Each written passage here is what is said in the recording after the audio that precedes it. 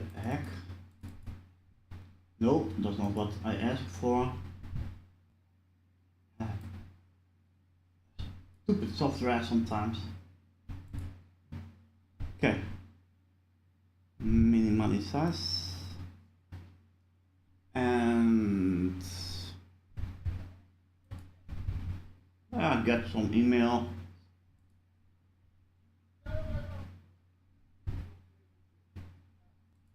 Oh, unsubscribe. Yes.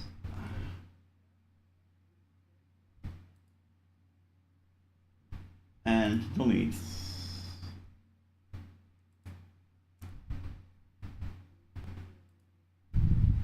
So.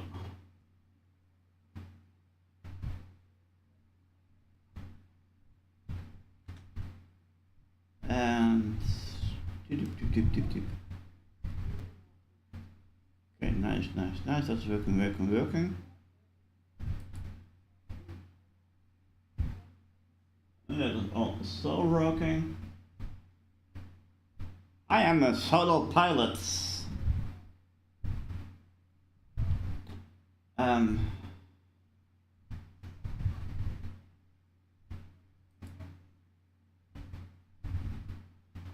Pilot's live, log in. So then I know where to fly from. And that is flight Lima Foxtrot Rudolf Bravo.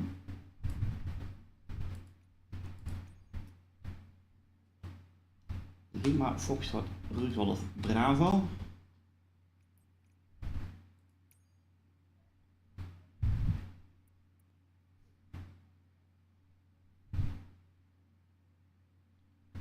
Wow. Damn it. Small.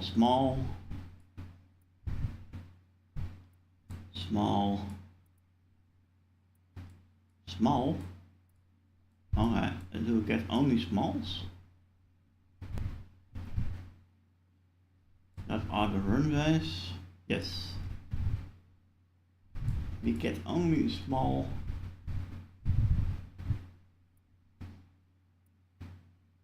Okay, we get here medium. So, take this one.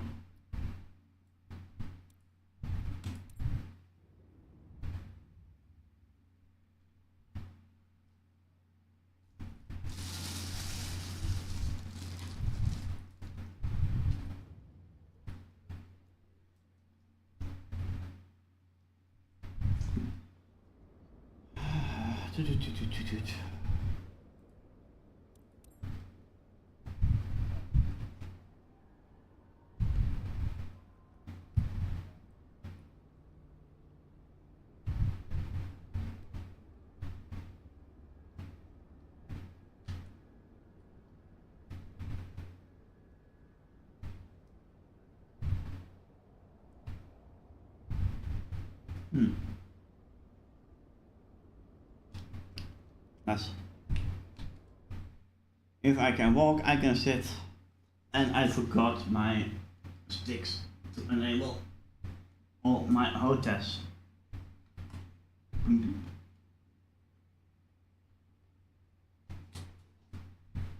Plump.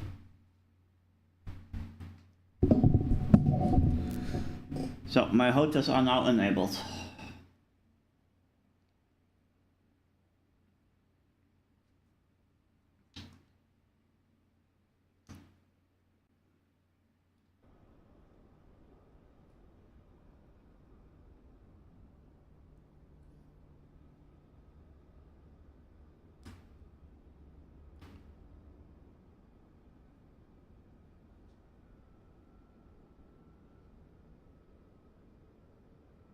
Yo Marco, alles goed kerel?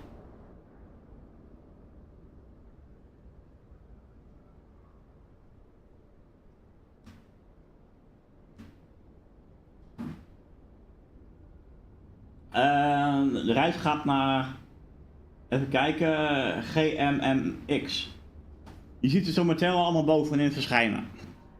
Waar de reis heen gaat.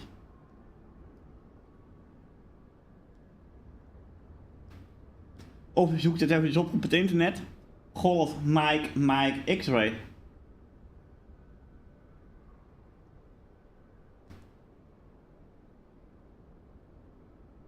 En de vlucht ongeveer is 3 uur lang.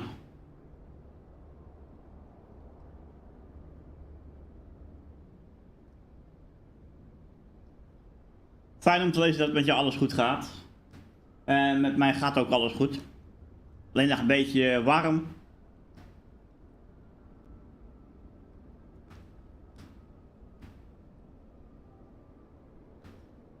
En toen had ik zoiets geks van, hey, weet je, ik gooi mijn stream aan en ik ga deze vlucht streamen.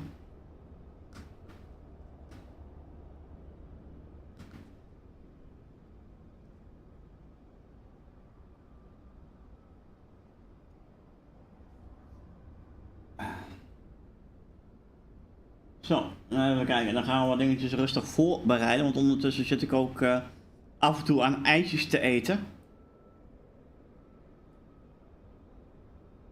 Oké, dispatch flight.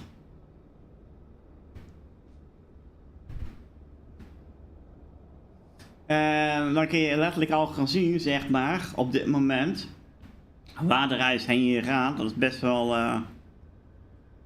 een behoorlijk eind vliegen. Even kijken, als we hier nou eens 30 van maken, daar maken we ook eens 30 van. Hebben we taxi in en taxi out. 30 minuten, dus hebben we altijd wat extra fuel bij ons.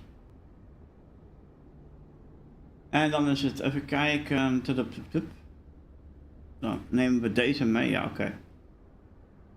Dan generate flight.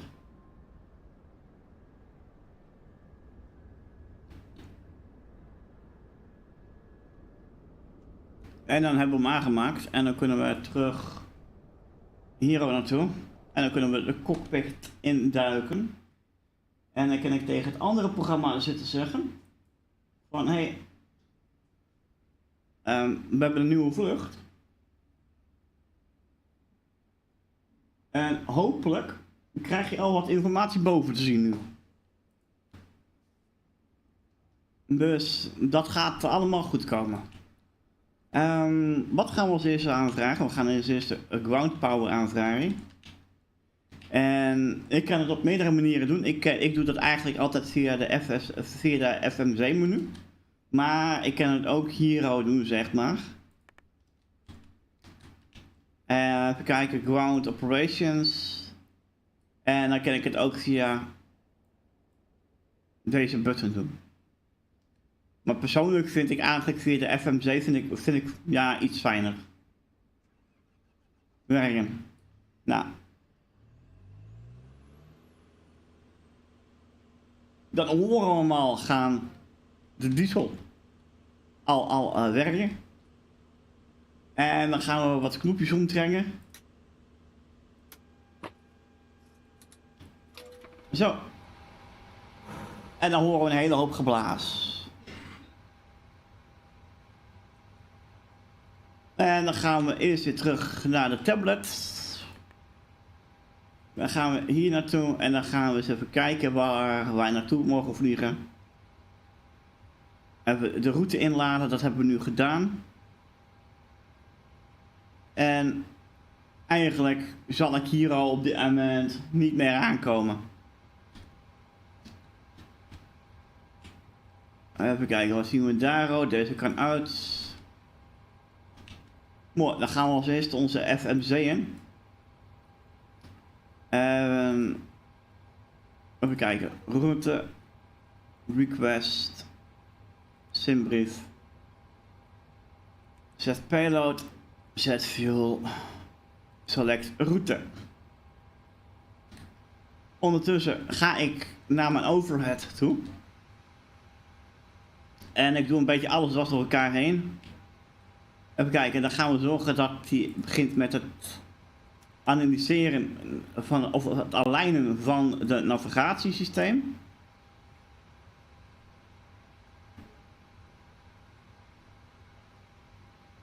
En als het goed is gaan we daar 9 minuten krijgen te zien. Dus hebben we 9 minuten in counting. Dat is fijn. En dan is hij hier klaar met het ophalen van de route.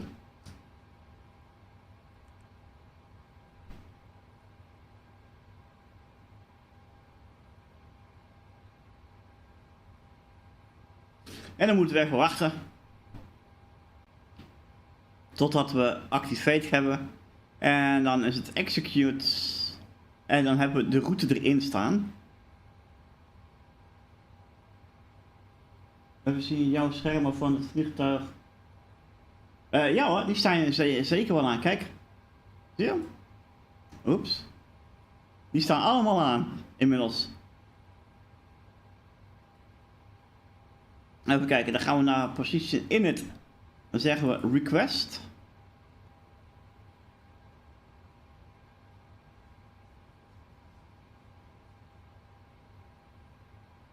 En dan gaan we daar eventjes op wachten.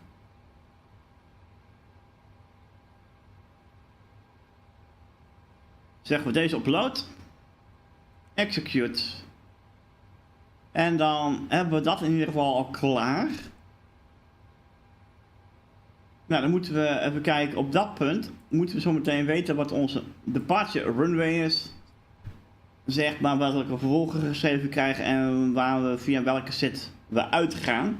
Dat weet ik nog niet. Op dit moment dan moet ik nog vrijgegeven worden door de tower. Op dat moment kunnen we ook pas de hoogte instellen en de rest gaan instellen. Kijk, laat ik hier inmiddels even wat andere knopjes gaan inschakelen. De ja-demper kan aan. En dan gaan we de kacheltjes aanzetten bij de ramen, window seats. En allerlei andere zaken. En dan kijken of we Stream Deck werkend hebben. Die gaat aan, die gaat aan. Logo gaat aan. Top.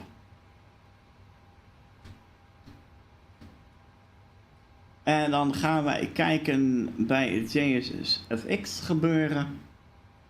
En dan kijken, fuel hoeven we niet in feite nu niet te doen, want dat hebben we al gedaan net. In het systeem zelf. Nou, laten we eens beginnen met nummertje 2, catering. Hebben we hier al toevallig van die slurven? Nee, hebben we niet. Oh, dat was een pain in the ass. Even kijken, use airplane stash.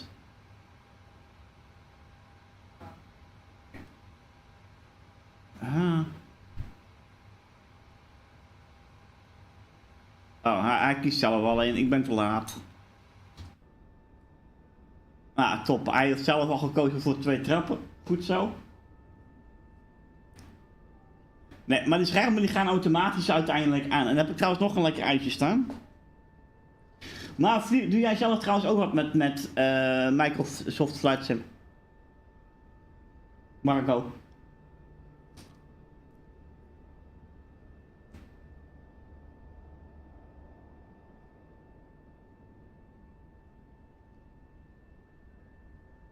Ik weet niet wat hij nou nu is aan het denken, ergens.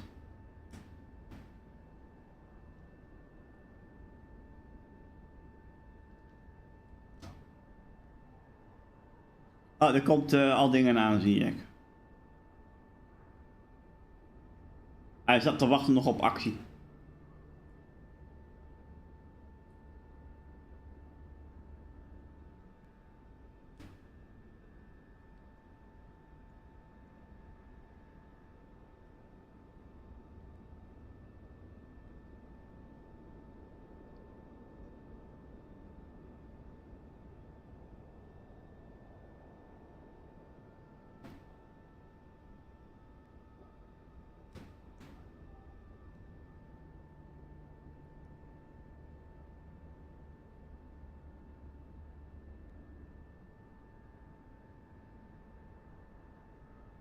Even zien, nee, ik zou wel willen als het op de Xbox kan.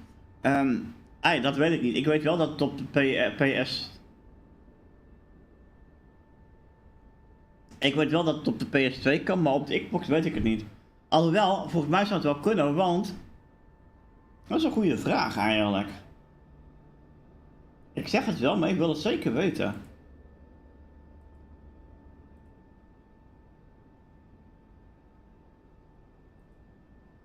Oh.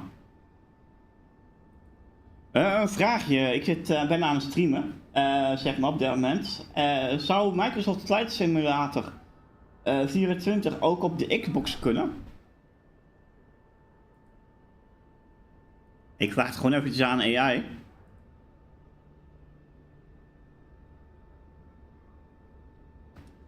Ja, zeker. Absoluut.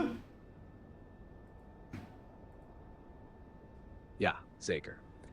Microsoft Flight Simulator 2024 is officieel beschikbaar op de Xbox Series S en Xbox Series X.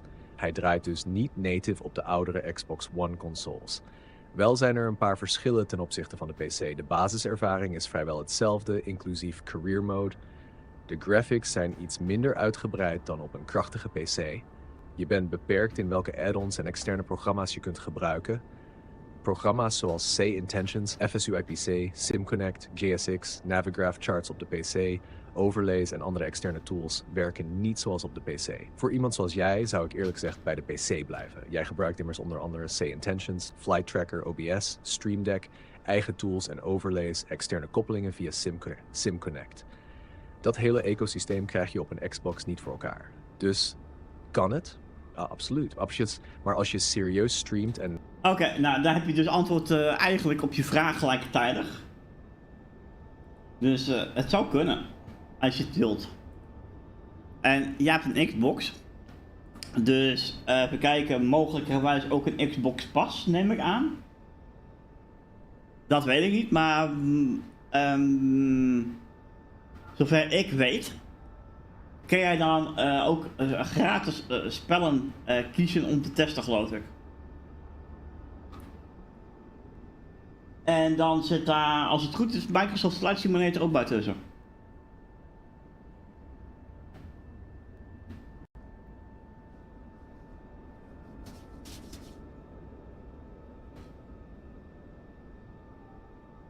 Dus ja. Nu heb je geen excuses van, hé, ik kan het niet want ik zit op een Xbox. Oké, volgens mij zijn we klaar met de catering. Dus kunnen wij gaan beginnen met het kijken, request boarding. Yes. Ik vind dit zo zonde, hè. Ik bedoel van, hebben ze dingen aangepast in het software systeem, zeg maar, van het Genesis X. Maar nog rijden die karretjes er dwars doorheen.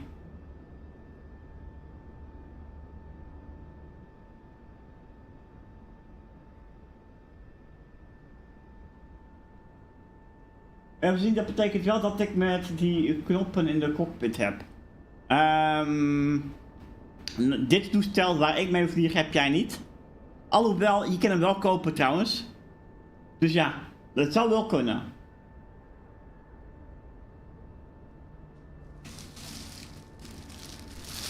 Maar ik geloof dat binnen Flight Simulator zelf, van Asobo, zit ook al een Boeing 737 MAX.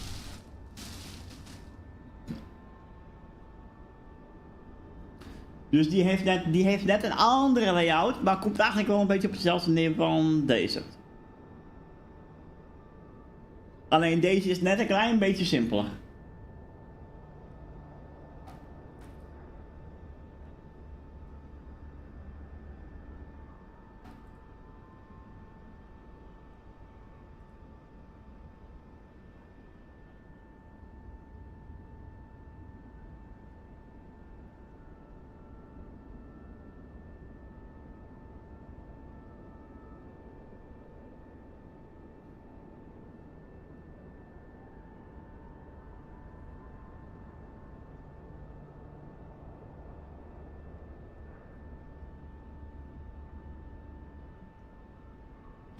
Ja, nou, kijken kost niks in die zin.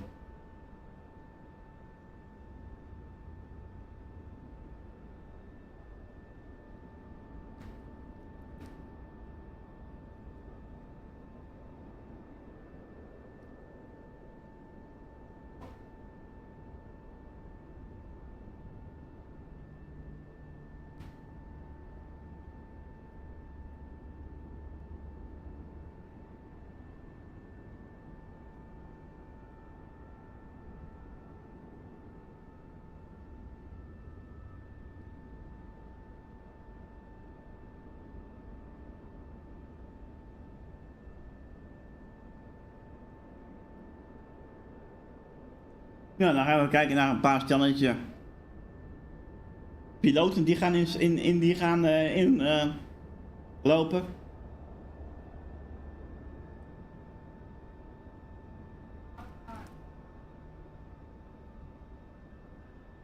En dan mogen zij de rest klaarmaken. Ondertussen zit ik ook te eten. Mijn excuus.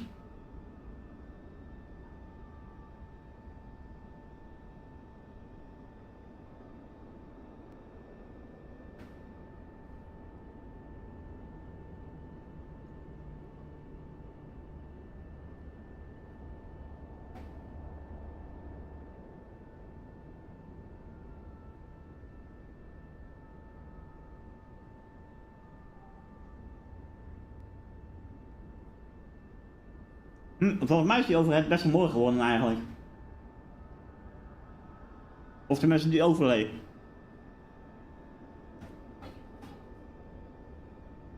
Want die heb ik zelf gemaakt.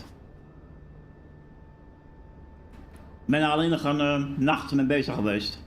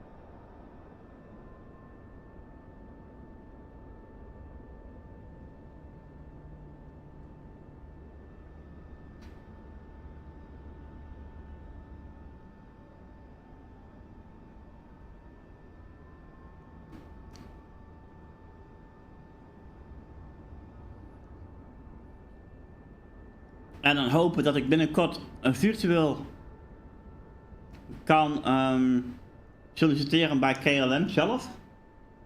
Kijken of ik daar aangenomen ga worden.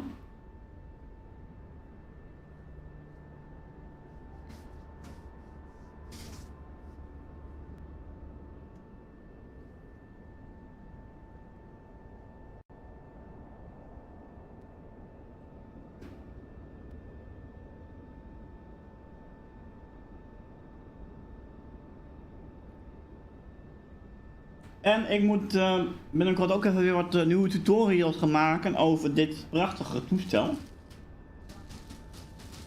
De de 737. Ik heb het al eens een keertje eerder gedaan, maar die zijn verouderd. Inmiddels. Natuurlijk kun je die nog steeds gebruiken. Maar er zijn een aantal dingen die vernieuwd zijn. En het is misschien ook wel handig om die te bespreken. In video's.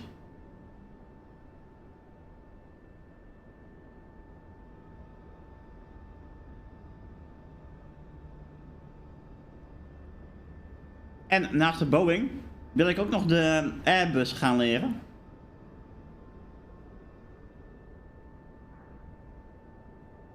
Zodat we daar ook eens een keertje mee kunnen gaan vliegen.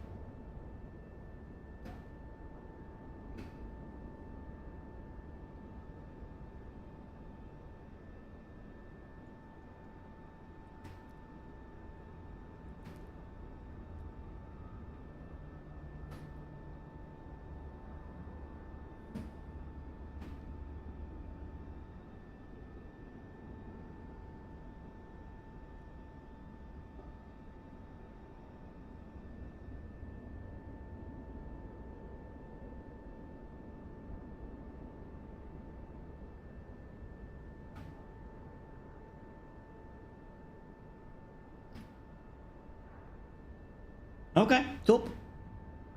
Nou, dat vind ik heel erg aardig van mijn assistenten.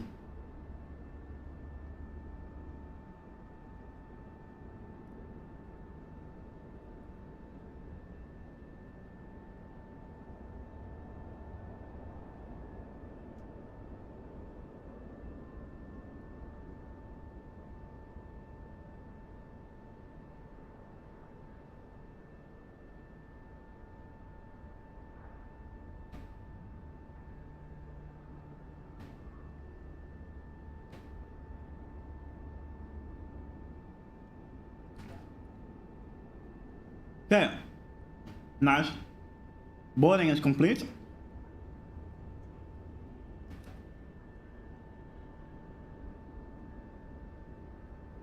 Althans, wat heet het? Bijna.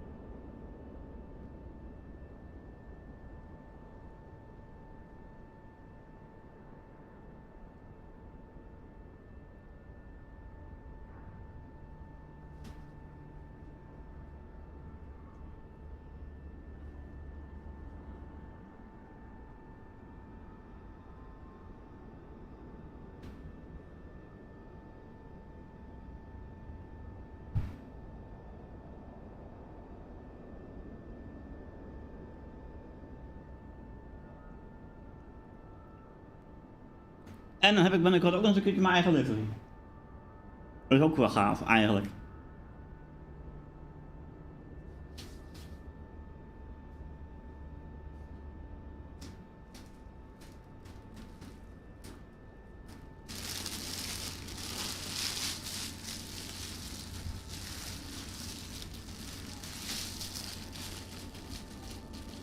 Oké, het lijkt erop dat de boarding nou ook volledig compleet is, dat iedereen is binnengestapt. Nee, nog niet helemaal dus.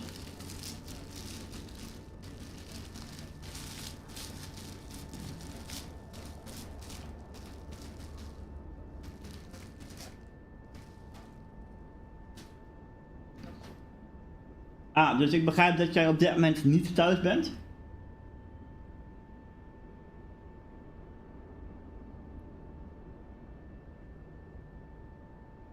Tuurlijk. Ja, draai lekker in de middel of bij het scherm, draai gewoon die bus om. Waarom ook niet? En het rijdt dwars door elkaar heen. Waarom ook niet? Allemaal schade weer.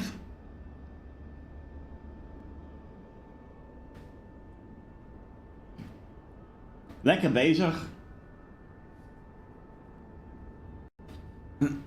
Nou, dan komen we met de laatste mensen aan. Ik ga heel eventjes naar het toilet, ik ben er zo weer.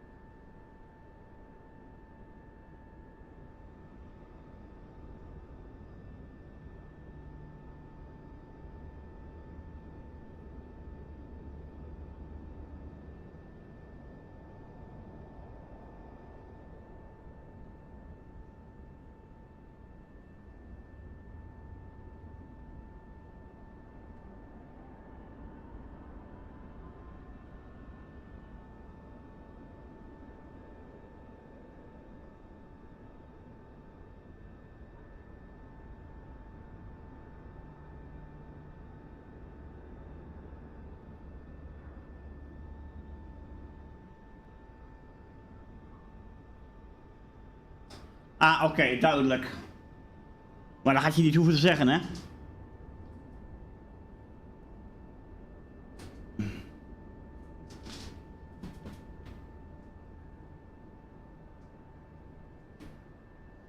Goed, zo even. Top. Ja. Zo. Nou, dan zitten we hier letterlijk om de hoek.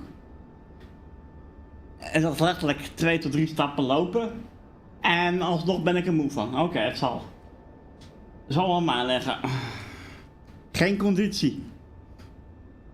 Zelfs, ik heb zoveel conditie, dat ik er zo zeggen, dat deze AI's meer conditie hebben dan dat ik heb. Nou, dat zegt wel heel veel.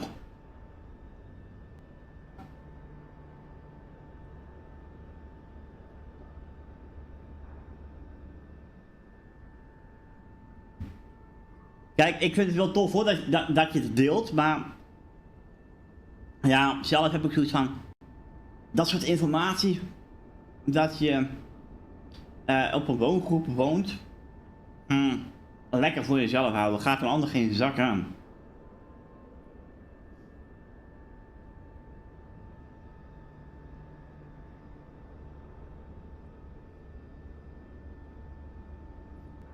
Je had ook al kunnen zeggen, ja, ik ben eventjes bij vrienden op bezoek. Niemand die daar wat om gaat zitten zeggen. Altijd een goed excuus.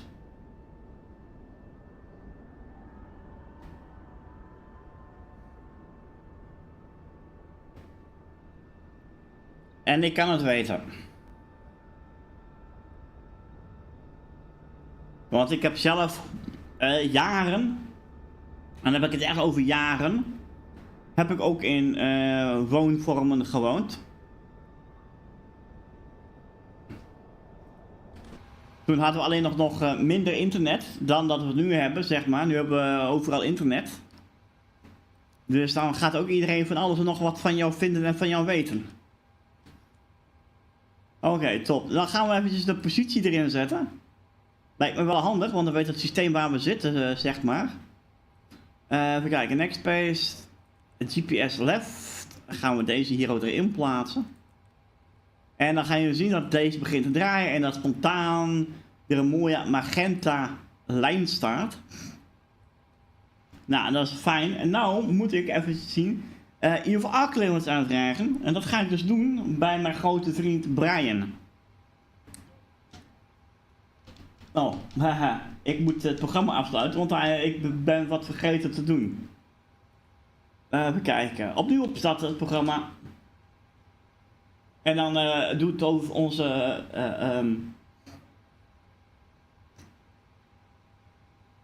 template. Ja, zometeen ook weer.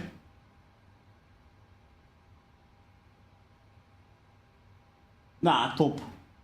Kijk, mij maakt het niet zoveel uit, kerel, maar het is altijd wel voor je eigen veiligheid. Brian, can you request E of Arc limits?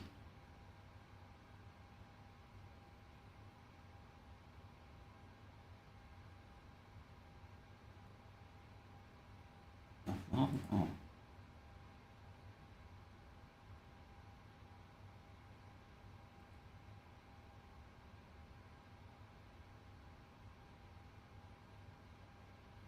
Kijk, en dan ga je zo meteen boven zien dat er wat gaat veranderen.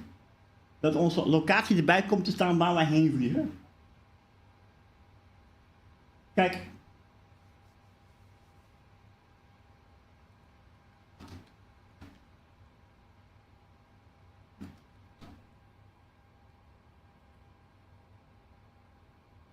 Kijk, dat wou ik weten. 25 left. Kijk, dus dan ga ik nu naar departure. En hier staat 25 left. Selecteren wij. En dan ga ik even kijken waar we nog meer op uitkomen.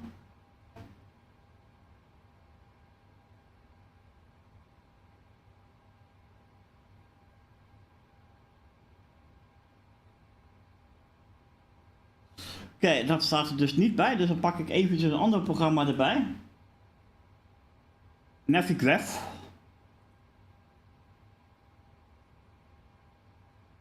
Kijk, heb ik daar nog een vlucht staan? Ja, daar hebben we nog een vlucht staan. Laat ik die er heel snel eruit halen. Even kijken, hier wegwezen. Delete. En dan pakken we deze erbij. En dan kun je tenminste ook zien wat we doen. Welkom in de wereld van Navigraph. Ik gebruik liever de browser. Zeg maar, vind ik fijner dan de applicatie. Want de applicatie vind ik best heavy werken, zeg maar, om een of andere reden op eigen hardware. Import flight from SimBrief. En dan pakken we de bovenste, die gaan we importeren. En dan krijgen we hier ook gelijk de hele route te zien. Mooi. En was gezegd, even kijken, 25 left. Deze staat al geselecteerd. En dan moet ik heel even kijken wat daar staat. Ik weet niet of... Ik kan het amper lezen. Laat staan dat het chat naar mijn idee kan lezen. Kijk. Departure from Even kijken, Quebec Papa Rudolph 6 Whisky. Dat is al, daar gaan we dus op uitkomen. Even kijken, inmiddels zie ik het ook al staan. Jeps. Dus die gaan we vliegen. En dan maken we ons pas druk, zeg maar, om de arrival. Zeg maar op het moment als we daar in de buurt komen. Nou, volgens mij staat hij hier al direct bovenin, zeg maar. Even kijken. Nog eens een keertje voor mezelf nalezen. Rudolf Pap. Hier staat het dus deze. Heet dat goed? Ja, dat is deze.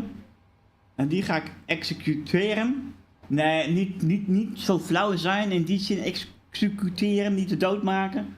Maar we gaan hem wel in het programma-systeem zetten. Dan gaan wij naar Alex. En dan gaan wij hier zorgen dat de map, dat hij op map staat. En dan kunnen we kijken hoe onze vlucht op dit moment loopt. Of alles aan elkaar geconnect zit. Dat we geen disconnect opties hebben. Zoals met blokjes. Of andere dingen. Nou, volgens mij lijkt het allemaal tot nu toe goed. Kijk, en hier bij Obega hebben we dus op dit moment geen route meer. Dat klopt. Dus deze kunnen we daarvan afhalen. En dan kunnen we gaan kijken wat onze cruise level gaat worden. Staat bij cruise. Die staat hier op 360. Dus ik negeer wat in dit geval de tower heeft gezegd om op 4000 te gaan. Ik hou gewoon aan wat hier in mijn systeem staat, 360. Want het punt is, op het moment als ik, ga doen, als ik naar 4000 toe ga, zeg maar, dan zit ik echt wel op de limit van wat het toestel aan kan. En daar wil ik niet op zitten.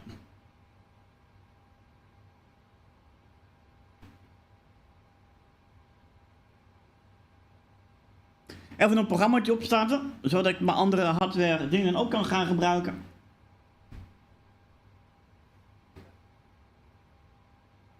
Dus dat maakt het leven voor mij even wat makkelijker.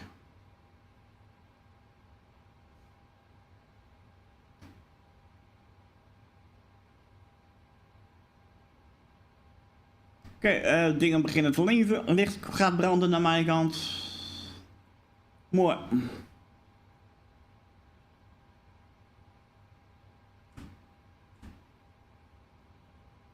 Oké, 360.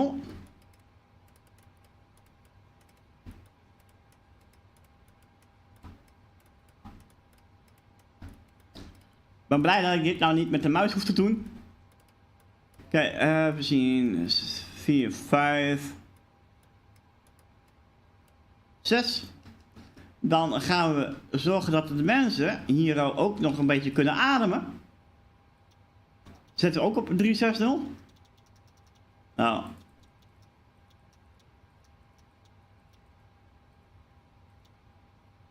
Nice. Dan hebben we dat voor elkaar. Even kijken, dan gaan we deze aanzetten zo vast. En ik ga wat meer lichter in de tent gooien, want het begint donker te worden.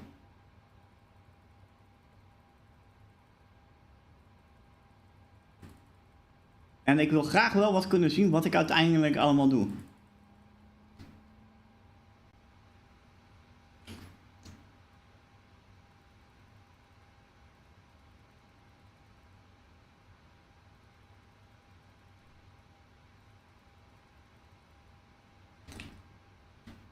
Oké, dan hebben we dat stukje en dan hebben we hier ook nog deze overhead panel.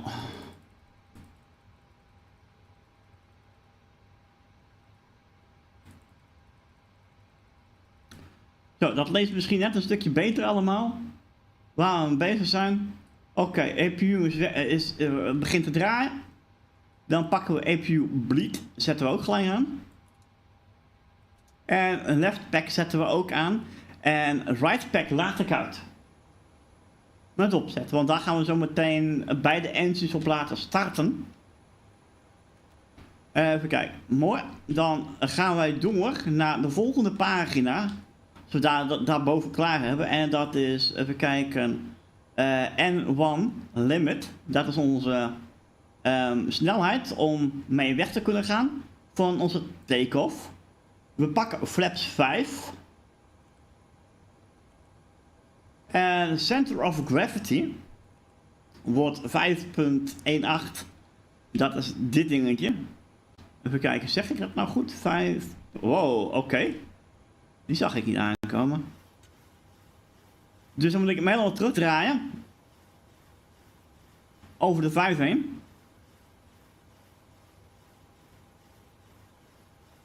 .18. Dan moet ik even gokken, dat zal ongeveer daar zitten. Even kijken, dan hebben we hier onze speed. Zeg maar. En nee, ik ben niet aan de drugs. Hier maak ik van 1.73 voor plaats 1.53. Nou, we hebben eigenlijk al 1 staan. En dan ga ik helemaal terugdraaien. En dan was het 1, even kijken, 7.3. Het mooiste is dat ik hoef alleen maar het laatste getalletje te onthouden in dit geval. Nou, nu weet ik dat ik genoeg snelheid ga behalen, zeg maar, om de take-off procedure goed te doen. Nou, ik moet mijn flaps nog op 5 zetten, dus ik kan dat hier al doen, zeg maar ik heb thuis een heel mooi apparaat waar ik dat mee kan. Dus kunnen we eigenlijk gaan kijken naar dit mooie display.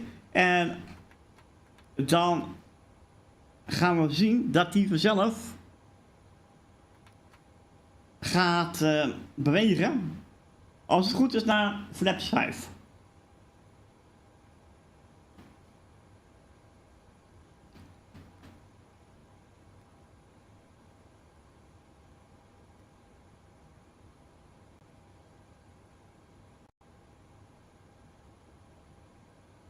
En dan zijn we eigenlijk bijna het moment aangekomen dat we pushback kunnen aanvragen.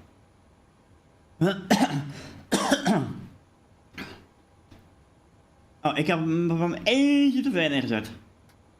Zo, nou gaat hij op flaps 5 staan. Ja. En dan gaan we hier nog één ding aanpassen. Even kijken waar dat zo snel zit. Oh, hier vlak naast. Ik zei flaps 5. Dat ding is zo gevoelig soms. Yes, oké. En dat is eigenlijk de autobrake. Die ga ik op RTO neerzetten. Zodat we niet gaan eigenlijk wel kunnen autobreken, heel snel zelfs.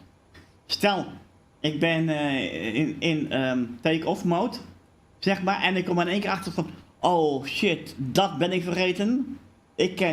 Ik kan gewoon niet weggaan. Ik moet dat eerst doen. Kan ik direct binnen letterlijk een paar meter, kan ik gewoon tot stilstand komen. Daar is het eigenlijk voor. Dan hebben we dit klaar. Even kijken. Dan draait onze EPU. Dan gaan we op EPU generator neerzetten. Dan kunnen wij op dat moment de generator afsluiten. Ik doe dat via deze tweede systeem, zeg maar. Even kijken. Dan ga ik naar ground service. En release. En even kijken. Waar ben jij? Oh, hij is al weg. Je ziet nou dat ground power weg is. Die is afgesloten. Mooi. Dan komen we nou op het punt uit dat ik pushback en request of pushback en een engine start-up ga aanvragen bij onze grote vriend Brian. Brian, can you request pushback en start-up? Nou, wat ik dan ga doen, gaan we dit aangooien en dan kijken of we hier ook fuel in hebben.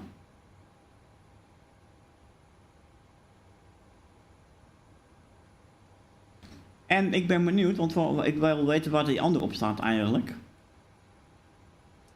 Ah, dat verklaart al een hoop. Oké, dus dat hebben we, die is approved.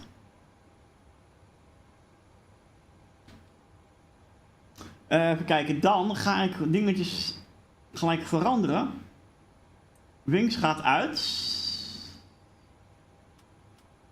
Stroop, even kijken. Deze gaan aan. Vast. Ja, moet om, dank je. En dan gaan wij hier neerzetten. Ik doe dit liever eigenlijk nog met de muis, zeg maar, dit stukje. Want ik heb het geprobeerd via C-Intention. Werkt prima, tot op een zekere hoogte.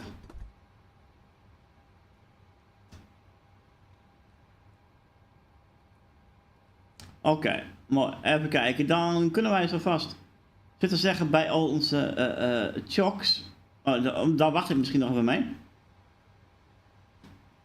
Oké, ze zijn bijna klaar om te poesen. We gaan ook gewoon dwars door de ramen heen.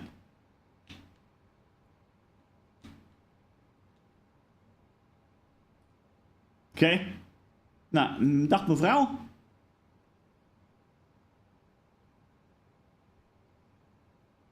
Nou, dan gaat hij met zijn grote stang eronder.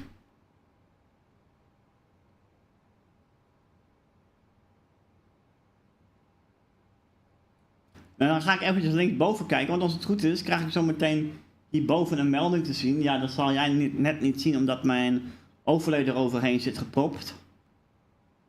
Locking gear, oké. Nou, alles wordt op slot gezet. En nu ben ik benieuwd.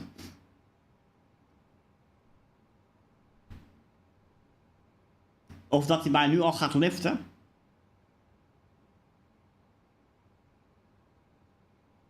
Of dat ik eerst letterlijk mijn chocks weg moet halen. Oké, dat dus. Ik moet dus eerst mijn chocks weghalen. Dat doe ik gewoon hier al.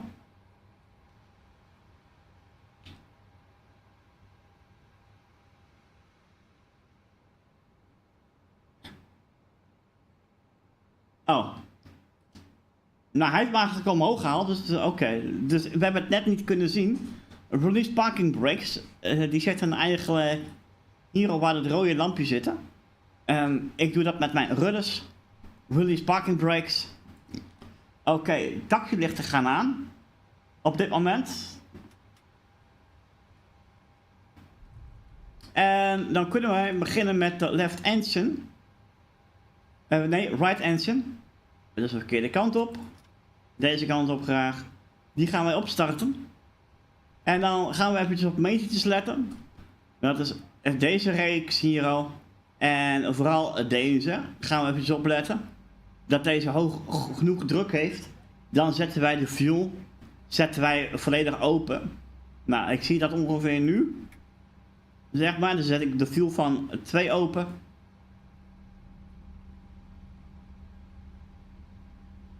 En dan kunnen wij ondertussen een klein beetje hulp vragen van het programma die ik gebruik, C-Intention, om daar de route van visueel zichtbaar te geven waar ik heen moet.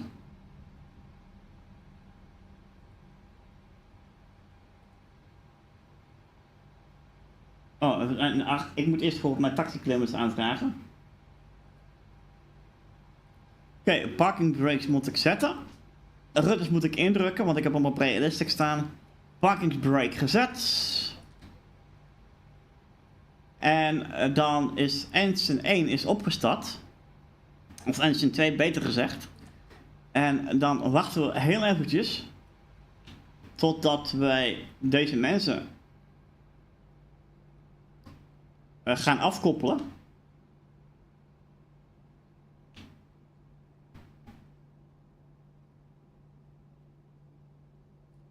Kijken hoor. Ah, kijk. Helikopterfilm. Oké, hij disconnect nou.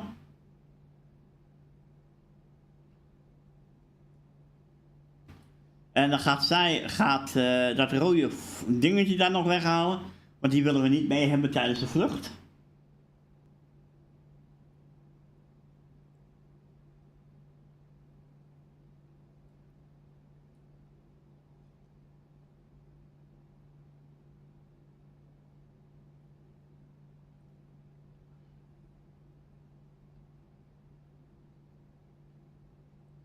Lock and gear, oké, mooi. En als dit al zo meteen klaar is en deze mensen zijn weg, dan kan ik taxi clearance aanvragen en ik kan mijn engine 2 kan ik gaan starten. Zou ik die eerder gaan starten, realistisch gezien, en dan zouden hier mensen nog lopen, zoals die vrouw, dan is het, worden ze er gewoon ingezogen. En ja, dat zou je niet willen hebben. Want er blijft er alleen nog maar tomatensaus over. Kan ook lekker zijn voor op de macaroni. Kijk, en dan laat ze zien aan mij in feite in de cockpit dat... Ja, doei. Dat ja, alles klaar is. Dat alles veilig is. Ze hebben ons een goede reis toegewenst. En dan is het nu tijd om taxi clearance aan te vragen. Brian, can you request taxi clearance? Ondertussen gaan we Gen 2 aanzetten. En we gaan deze engine 1 aanzetten. En dit doen we allemaal eigenlijk op één en dezelfde pack. Dat hoeven we niet te verwisselen. En dan gaan we hier ook de zuivertjes in de gaten houden. En ik zie hier van oké, dat we het gelijk wel aan kunnen zetten. En wat nu nog niet aanstaat is de... Oh.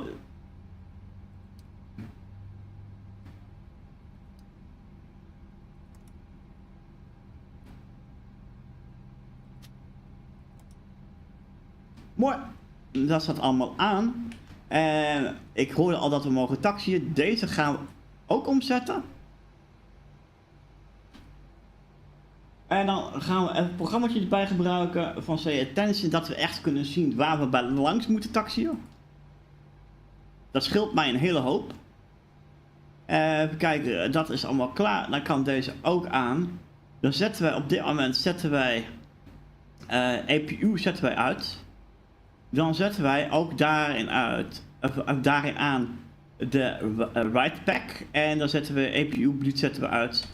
En dan zijn wij klaar om eigenlijk officieel op dit moment te kunnen gaan vertrekken. Laat me heel even buiten kijken waar we heen moeten. De andere kant op. Dus we staan weer heel erg lekker geparkeerd. Dus niets. Dankjewel, Say Intention. Nou, maakt ook weinig wat uit. We kunnen sturen.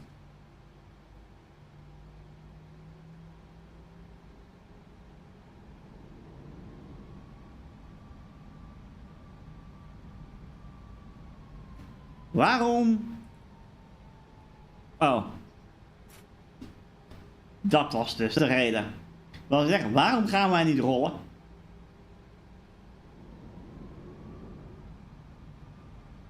Oké, laten we hier gelijk eventjes een U-bocht maken.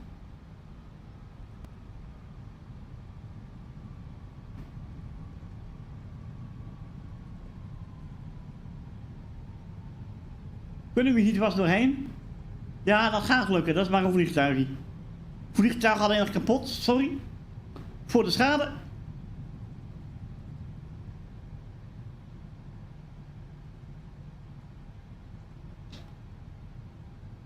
Even kijken waar we precies heen moeten. Die kant op.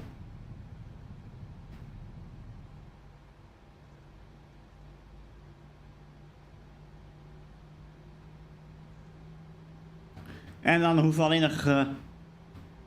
ja... op dit moment de pijltjes te volgen.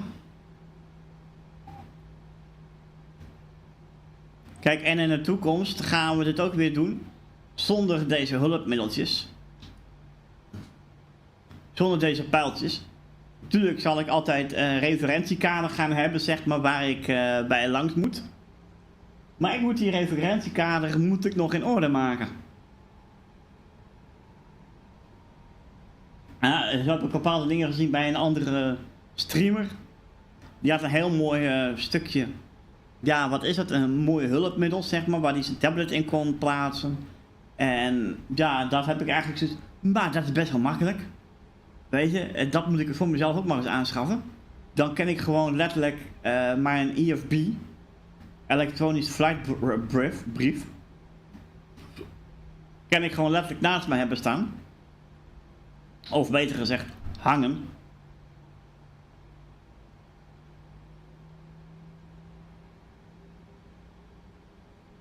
En dan is dat natuurlijk een stukje makkelijker. Goed, we zijn op dit moment aan een taxi, ja? Wat ik ga aangooien is mijn stopwatch. Zodat we ongeveer een beetje kunnen inschatten van hoe lang de vlucht ongeveer duurt. Het is niet helemaal van gate tot gate, maar oké.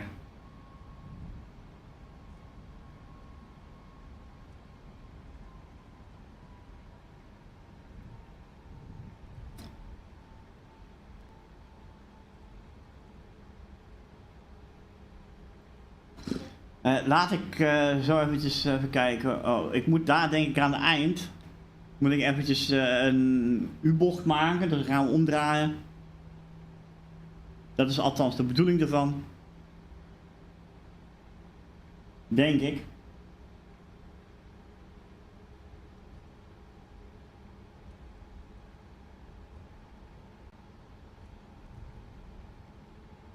vind het wel gevaarlijk.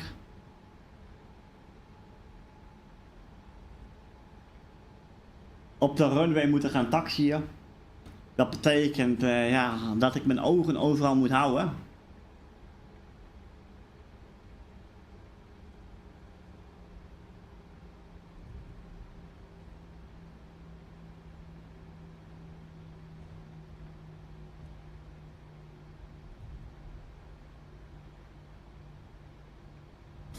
Kijk, zien we dat hier al? Nee, ik zie dat hier al niet. Maar dan kan ik hem hier al omgooien.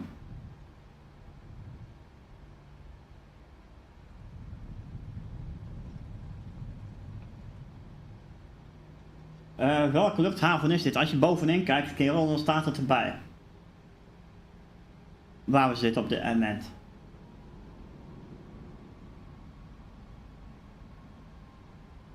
En als je dan Google een beetje gebruikt, dan kun je het zo opzoeken. En dan moet je de korte nummertjes gebruiken. Dat is LFRB, geloof ik, als ik het goed lees.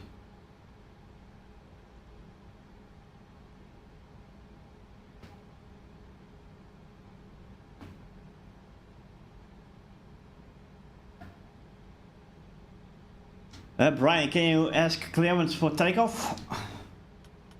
Oké, landingslights staan aan.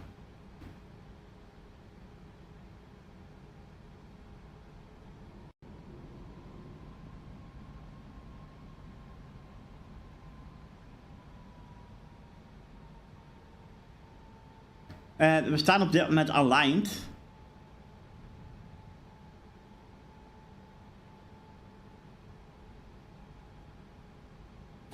En dan laat ik even mijn heading goed zetten überhaupt.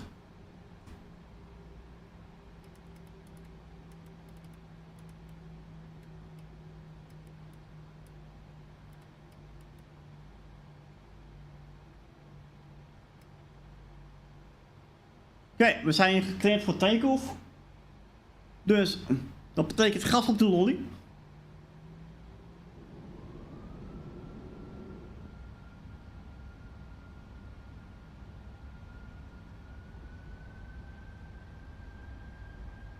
En dan zetten we op Tonga.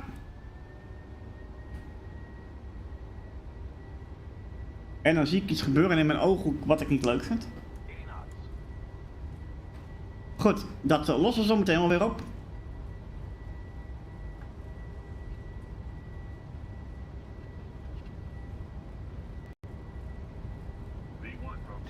Rotate.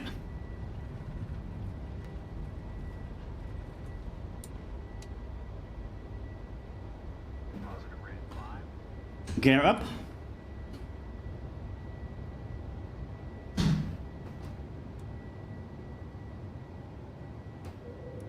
Autopilot engaged. En ik heb mijn handen vrij. En ik kan me concentreren op dit moment met andere dingen.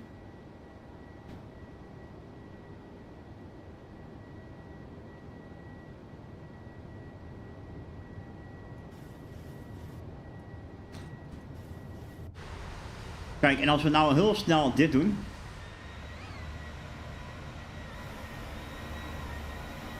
Kijk, zo. En dan even daar een snelle foto van maken. En dan flaps in.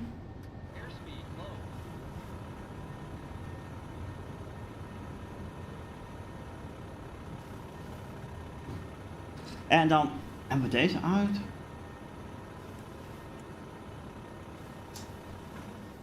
Wat de hek gebeurt hier nou weer?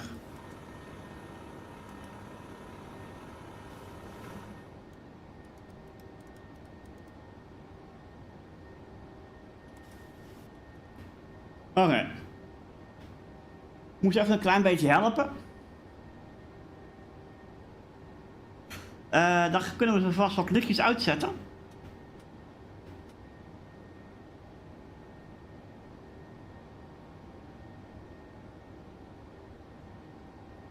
Even kijken, deze keer is er vast ook uit logo licht. Hebben we niet nodig. En dan ben ik geloof ik één ding vergeten aan te zetten. Yes. Zie je, ik vergeet altijd dingetjes aan te zetten. Traffic on. Airport on. En dat zijn die kleine dingetjes die wel belangrijk zijn. En dan kunnen we deze ook aanzetten. Yes. En op de 10.000 dan kan er mijn landingslights gaan ook uit. Ik heb het idee dat het mistig is. Yes.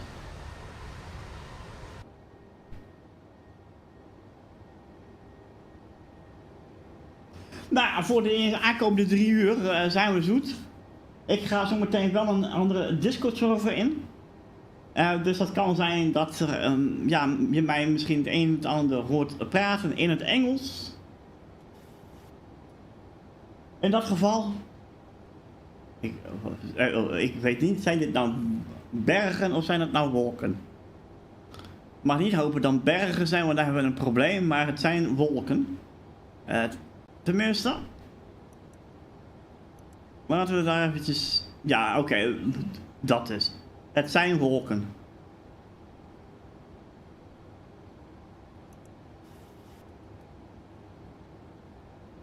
Kijk, tussen de 9000 en de 10.000 kunnen de landelijke lichten kunnen uit. Dus die zijn nu uit.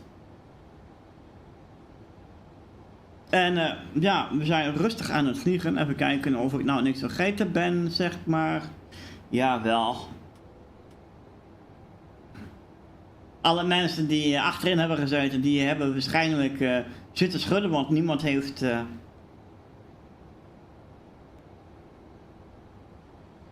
Niemand... Dankjewel. Voor mij te onderbreken. Niemand heeft zijn gordels zijn omgekregen, dus ja, ik weet niet of ze echt om hebben gehad.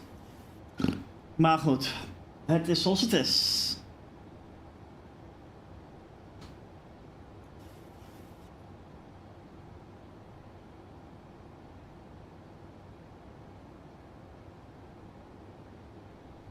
Dat dus. Nou oké, top.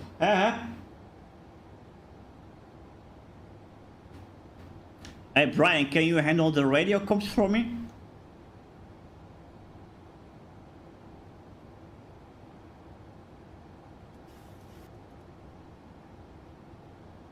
Oké, hij is er al bij bezig. Mooi.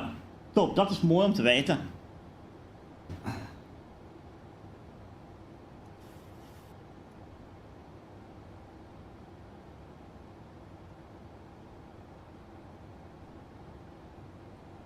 Hello.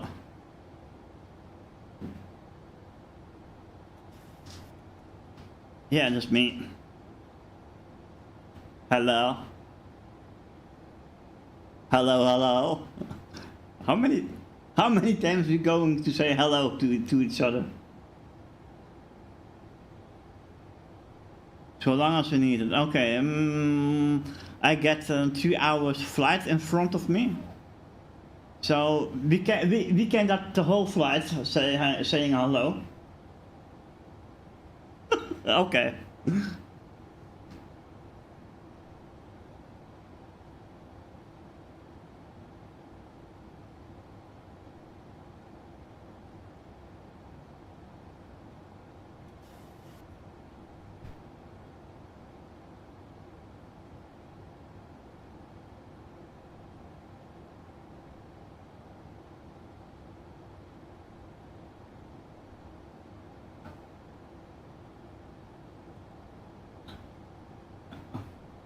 Oh, with Sari.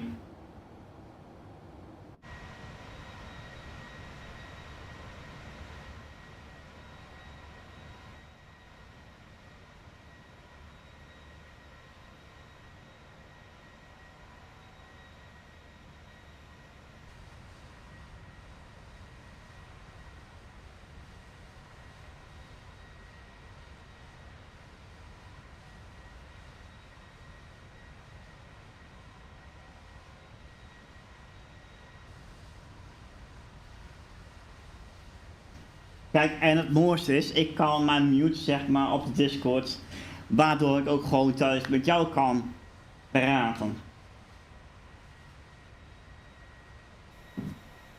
Kijk, dit is gewoon mooi. Aan de ene kant is het geloof ik donker. En aan de andere kant is het licht. Of daar wordt het donker. En ik denk dat wij naar...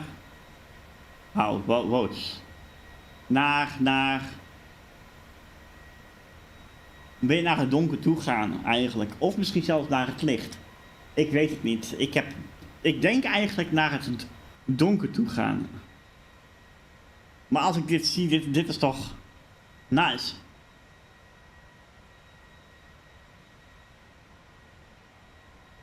Nou, over een tijdje is het trouwens ook mogelijk om mij live te kunnen gaan volgen, de vluchten die ik doe.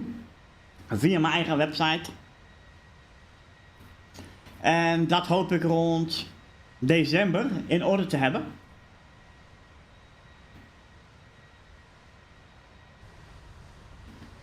Waardoor je gewoon letterlijk kan zien waar ik vlieg. In de wereld.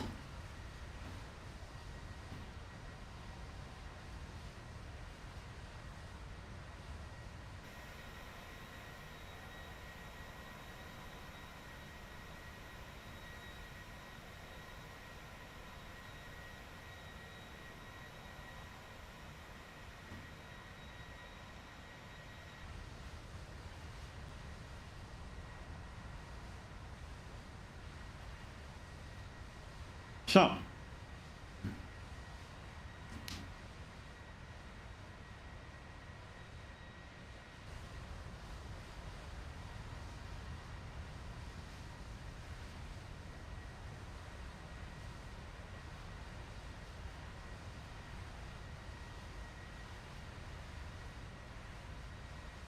Zet Discord even iets zachter ook voor mezelf. Zo.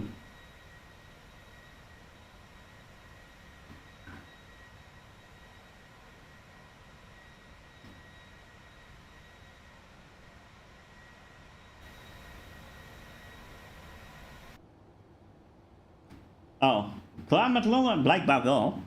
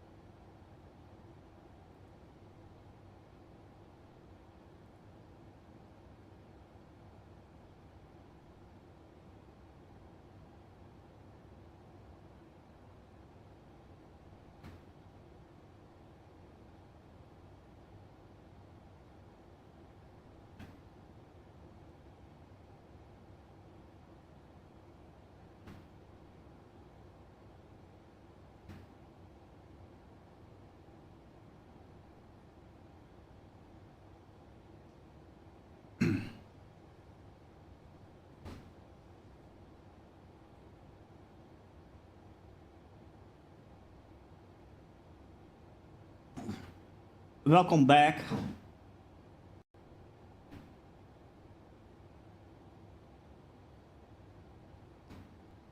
Okay.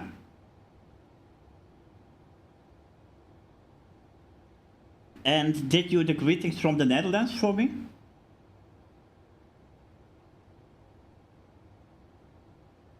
Ah, so then.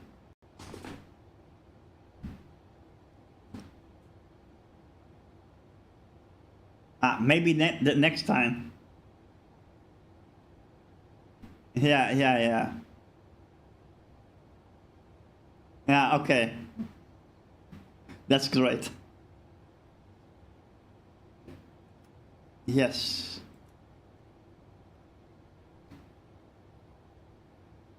Yeah, dus, that sounds even better.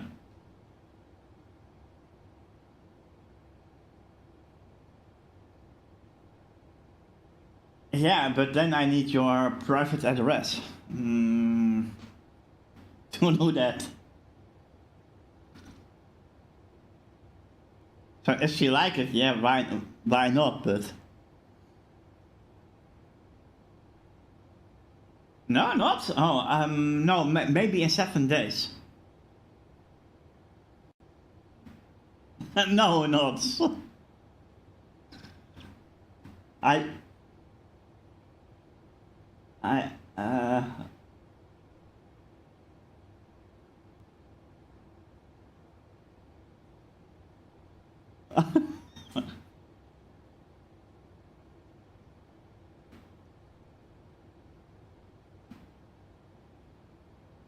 I read only Harry Potter.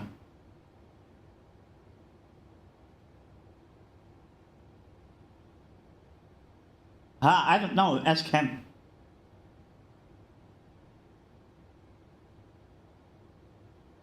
Okay.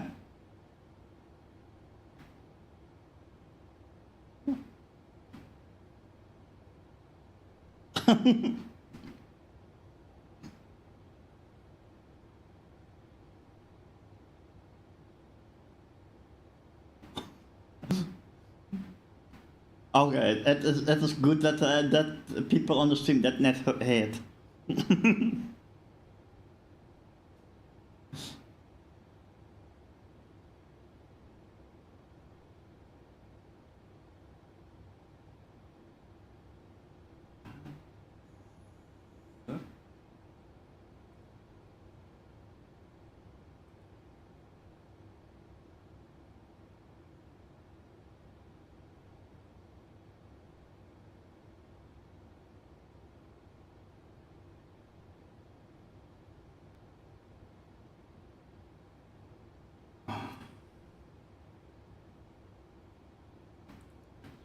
Yeah, and I am flying for 3 hours.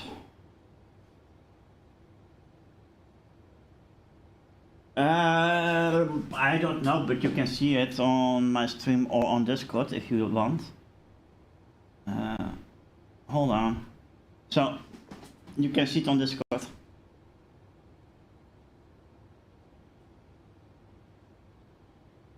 It is for me too small to read anything what is standing in my overlay.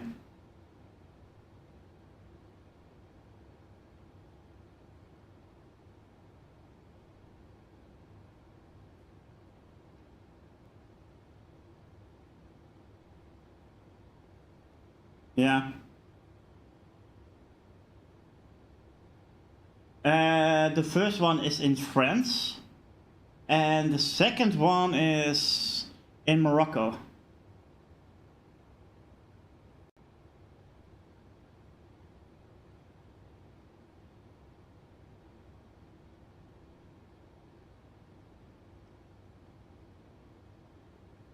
Yeah. I know. Oh. The saying, thanks for the tip. I have removed it. And which airport is this?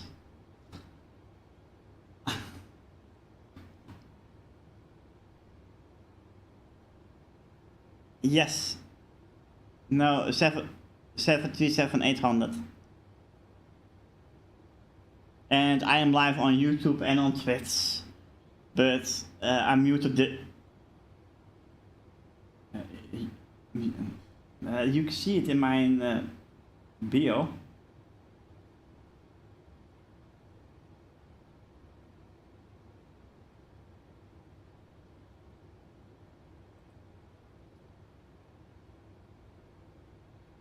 It's called Harrit of Official.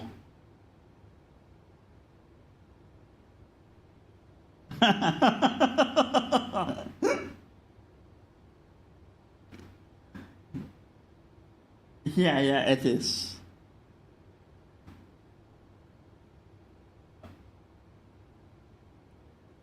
Oh, now I need to set everything on. Oh, damn it. My webcam is not working. Hold on for a second.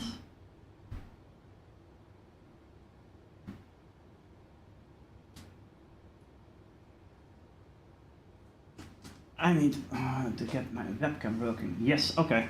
Ha! So now my webcam is working. You can, and if you will subscribe or follow me, yeah, then you can see what is going on fully in the overlay and in my room. Okay.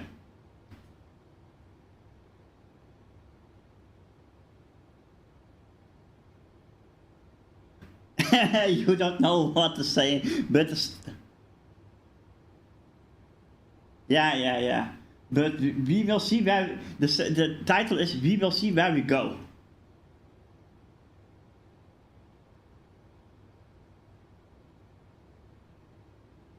What?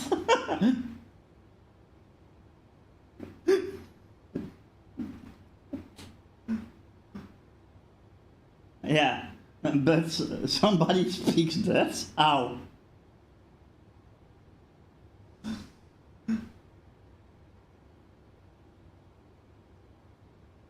Yeah, that is so crazy indeed. But do you learn it by yourself, Dutch, or on school?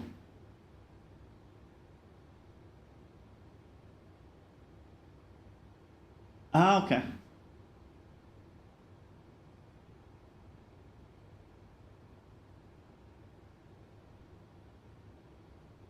I don't know what you're doing. No, I have no clue.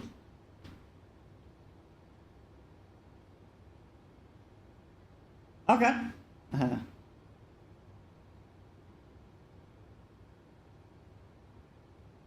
Yeah, okay, I need to set that up. I've never did that with primes. Yeah, I see that, but maybe I can. Damn. Let me try something.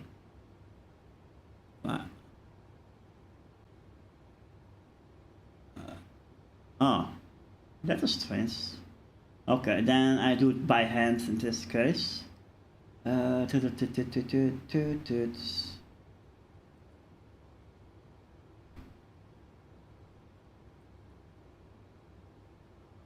So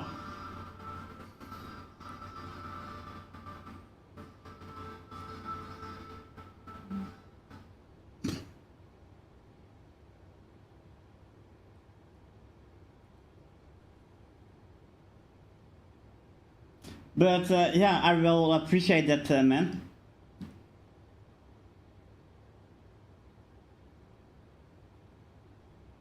So yeah, and then you can see what my overlays can doing, and I've created my overlay self in the flight stuff in one night.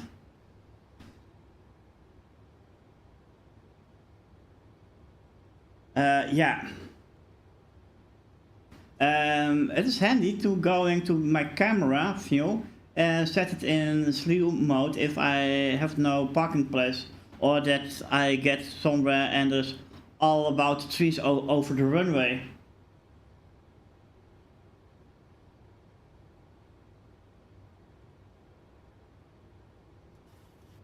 Yeah. Ah, this is welcome, nice. Then I need also back setting up my lights. Oh yeah.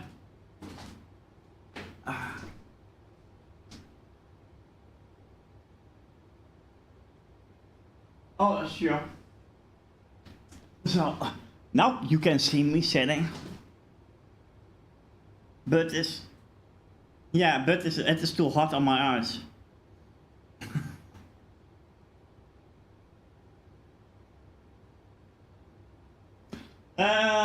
No.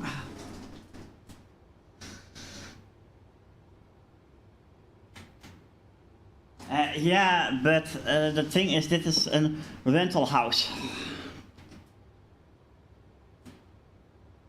Oh yes, it is. It is okay. Even it is better than we get in the past.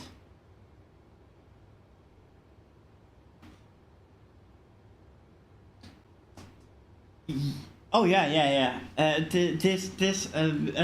me see. We are living here right now, 4 years, almost.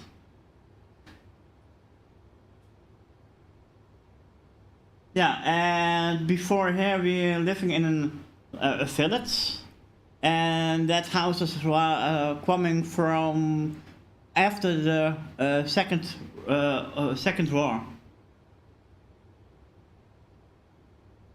Yeah, so imagine that we get a lot of water in house on the ceiling,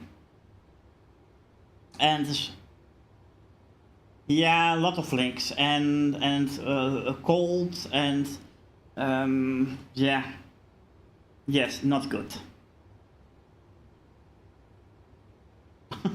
Nah, that is Germans. Okay.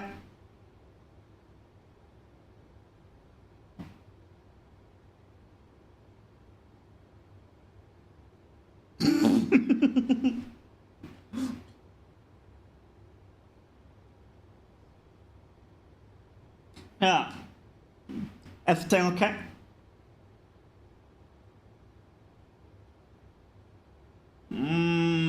Almost.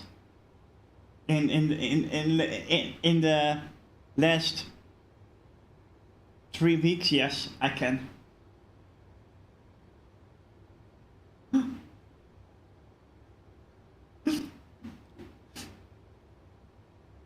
I am seeing that you also have spoken with Henry in the meantime.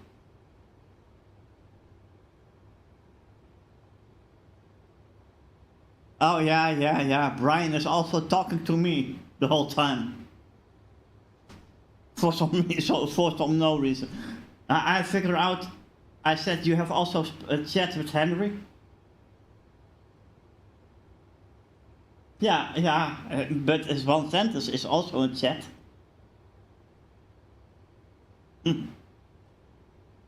Yeah, he know. He's from next Saturday. Of no, from this Saturday. After that, he is 2 weeks free. Yeah.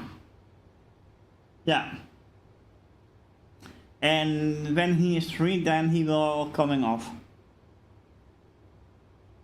Yeah, he needs to come off. So he can fly with us, or maybe with me. Oh, pretty okay. Better than my English. Yeah. He can communicate. He speak daily English. He need to help he need to help customers from the telecommunication office where he works for. I'll explain you. No, but the people are here that not always speak Dutch.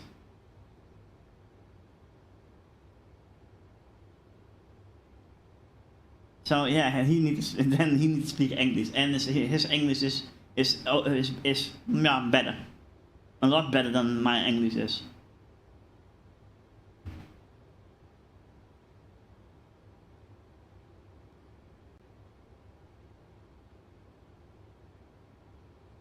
No, I know, but sometimes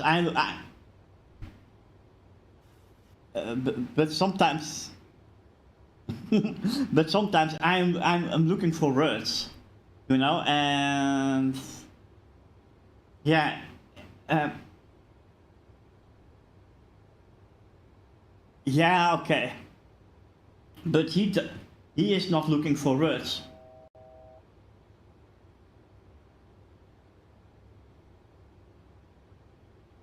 Yeah. But he is also living for, I believe, 6 months in the UK.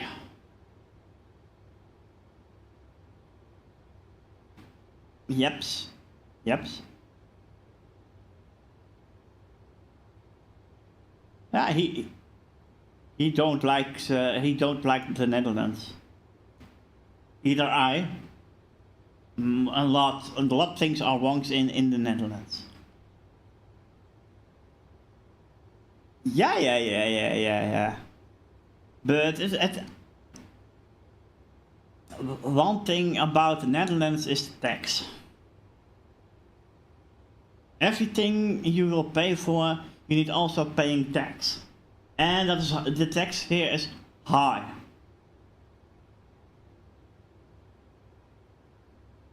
Even sometimes more than 50%. Yeah, some things yes.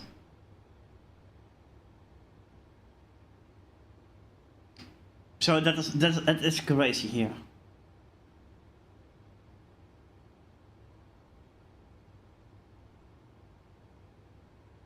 My healthcare? Oh, with the tax or? That is for Henry. Henry is doing that. I pay him each month and he doing the rest.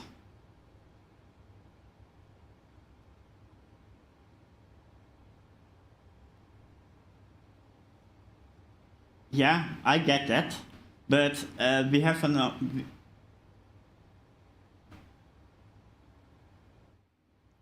we get an amount of money to spend each month, and that is, I believe, 360, and the rest is paying from an damn it, what is verzekering? I don't know. Oh yeah, insurance. Thanks. So after the 360 is gone, then you need then the insurance will come in.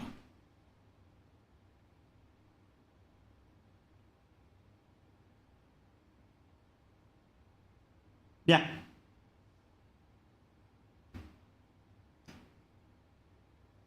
Yep.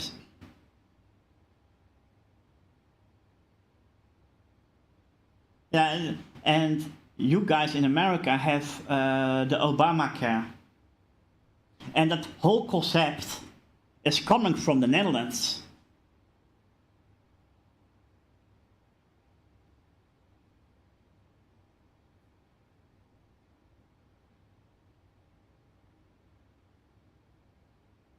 Yeah. Okay.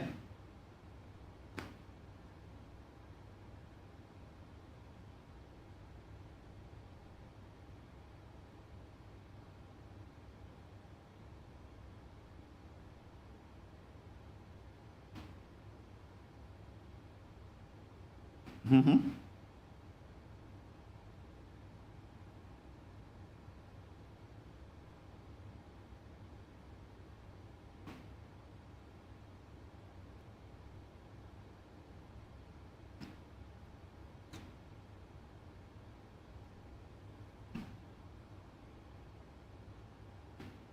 I need to set this lamp somewhere else.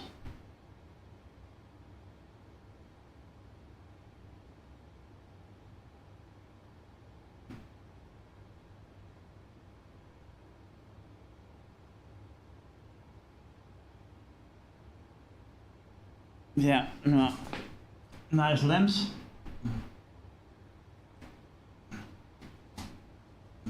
But I'm doing it out. Still hot on my eyes to see anything. So.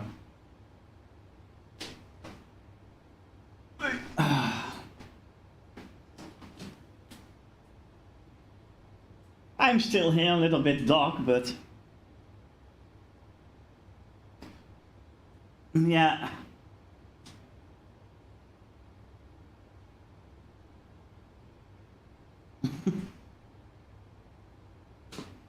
I tried, but nothing will happen. Yeah. You if you give me a Red Bull, maybe it will help. Yes, indeed.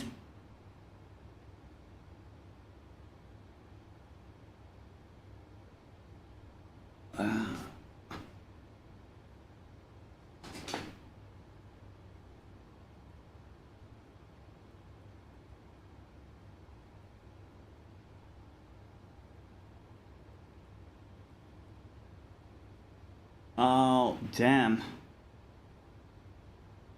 Okay.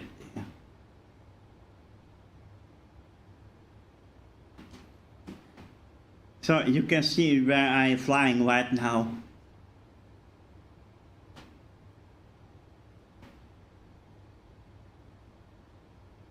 Navigate, yes.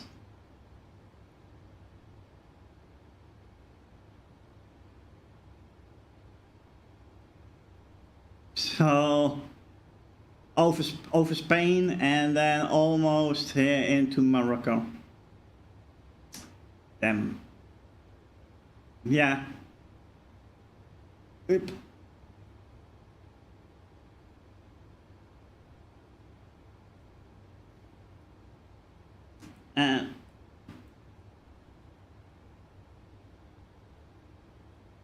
Okay, in the mountains? Of yeah, nearby the mountains.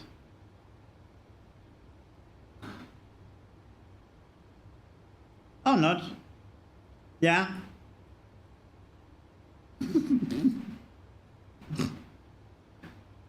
No, not Jesus. Jesus is not flying with me.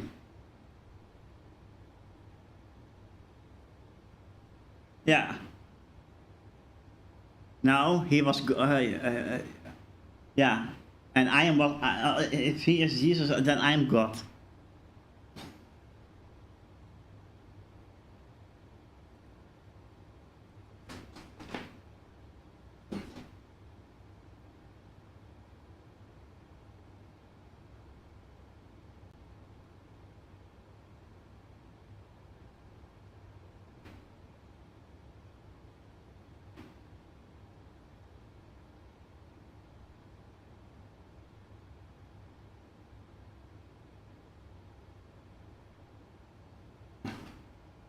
And no, I want to. No, no, no. Thanks. Somebody asked to me if I want something to drink or to snack. No, no, no, thanks.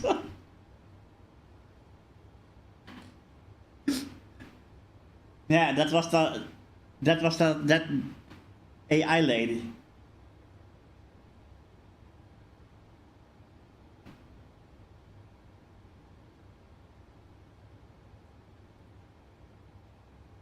Fuel center is done. Okay.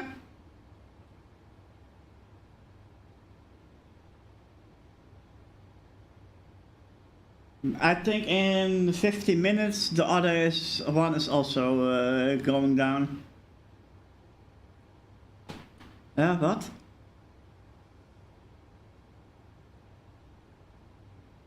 I get Brian as my co-pilot. Yeah, serious.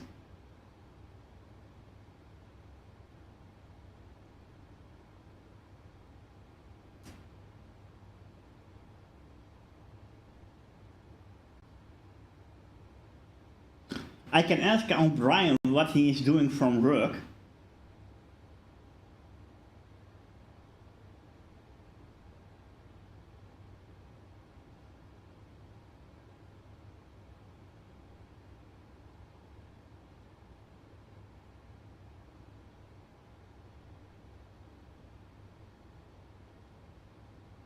Oh yeah.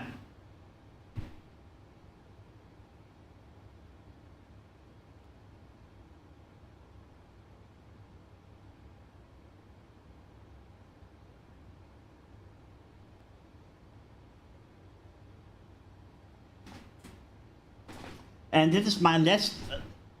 This is my last flight from Pilot's Life by for this week. Yeah, yeah. Okay. And I will see that I get coming in by KLM.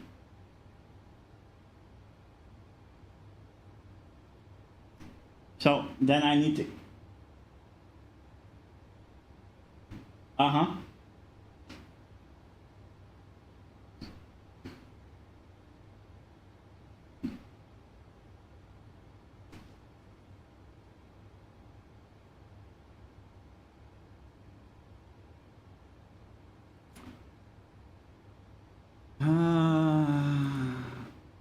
Where can I see that my first officers? Let me see. Oh, next rank is on first. Yeah, okay.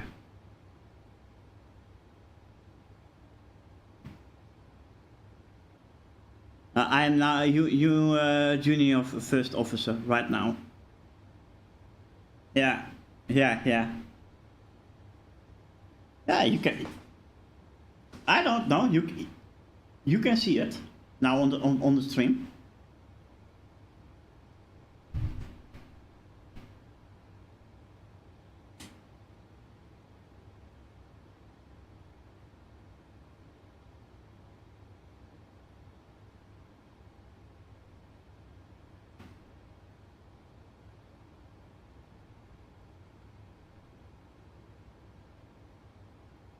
Uh-huh.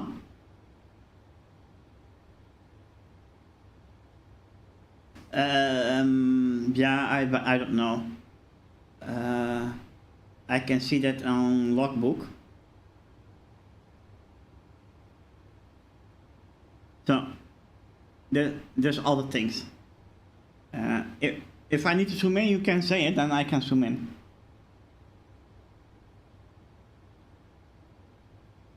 On the eye. Yeah.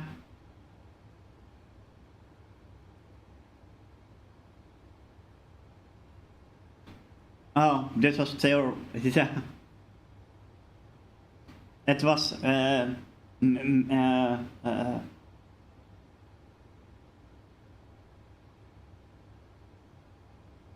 landing with the hand.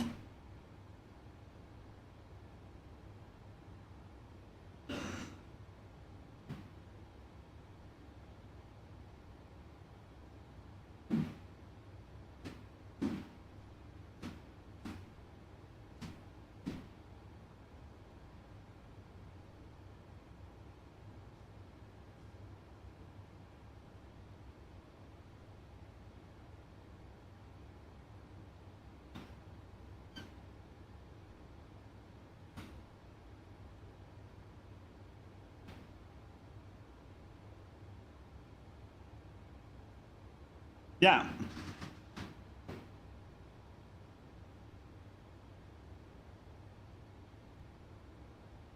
Mm-hmm. Yeah.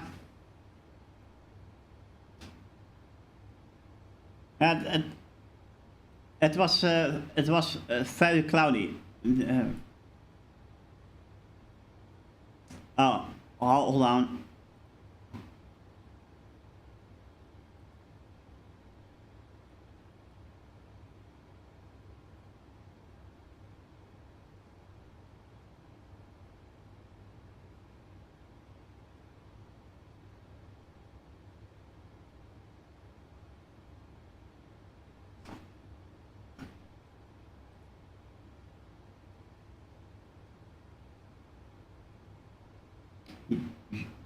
You can see it.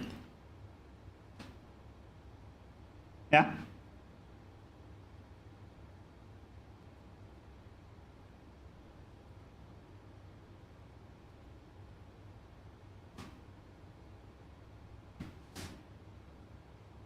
Yeah, this is all the next one.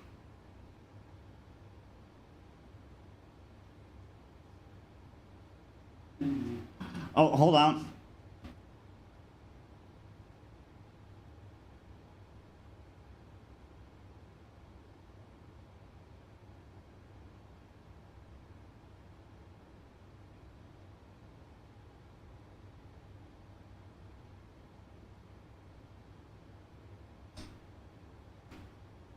So I'm back.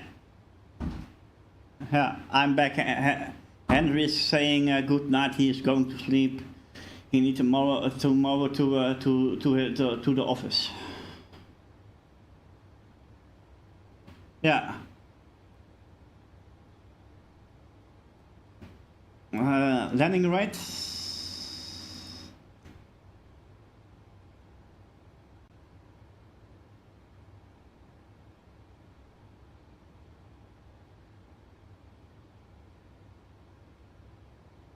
Oh yeah, this was on that airport with a lot of trees on the runway on the taxi.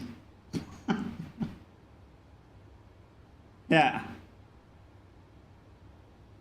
So yeah, it's not always.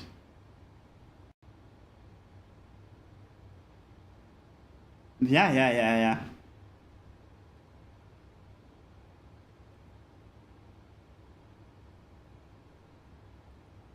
But I will. I'm learning too.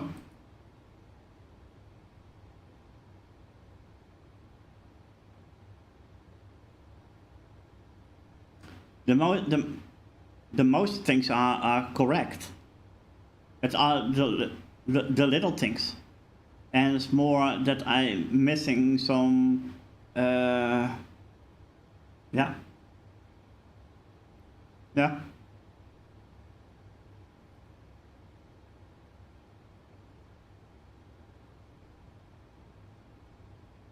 Yeah, but you can never always throw 6.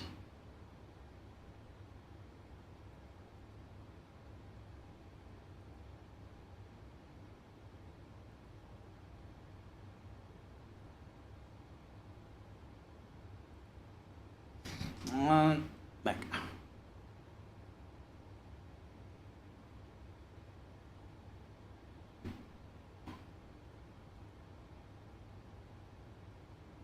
Oh, my second. So my center tanks are empty.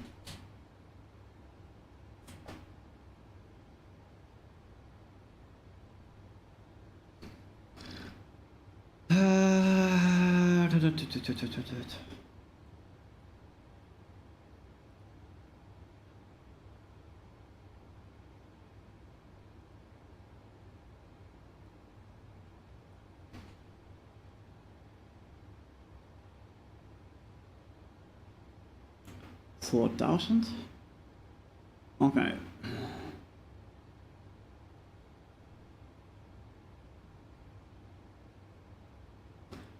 Minimum altitude of 4,000.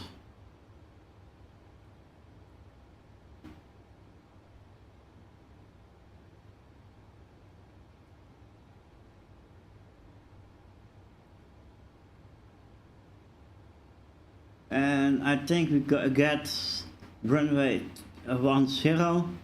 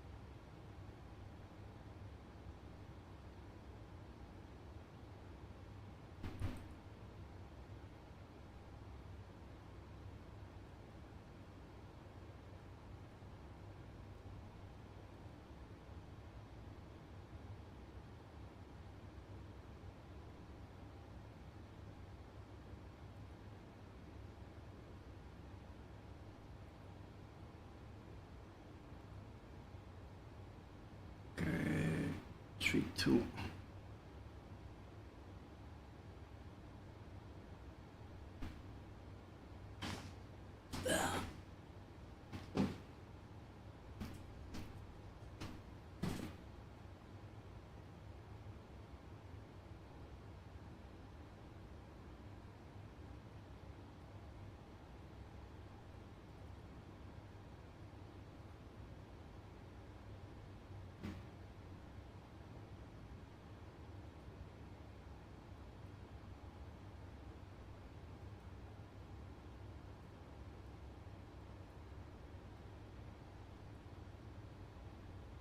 Oh, I use OBS for that.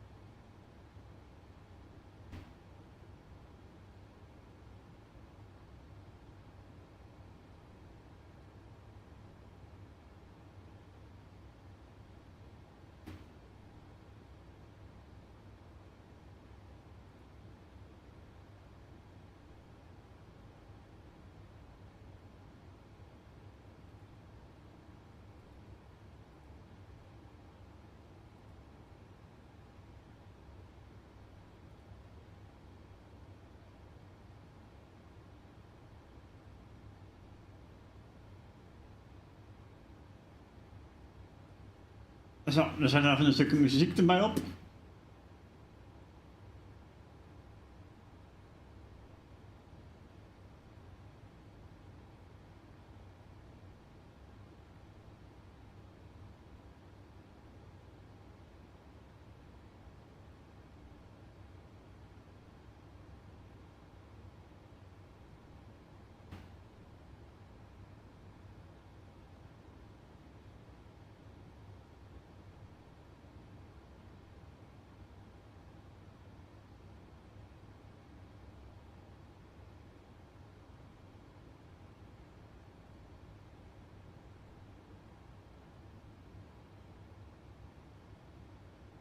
Oh, okay, I get my etc on my music channel and my music channel also on my, okay, great.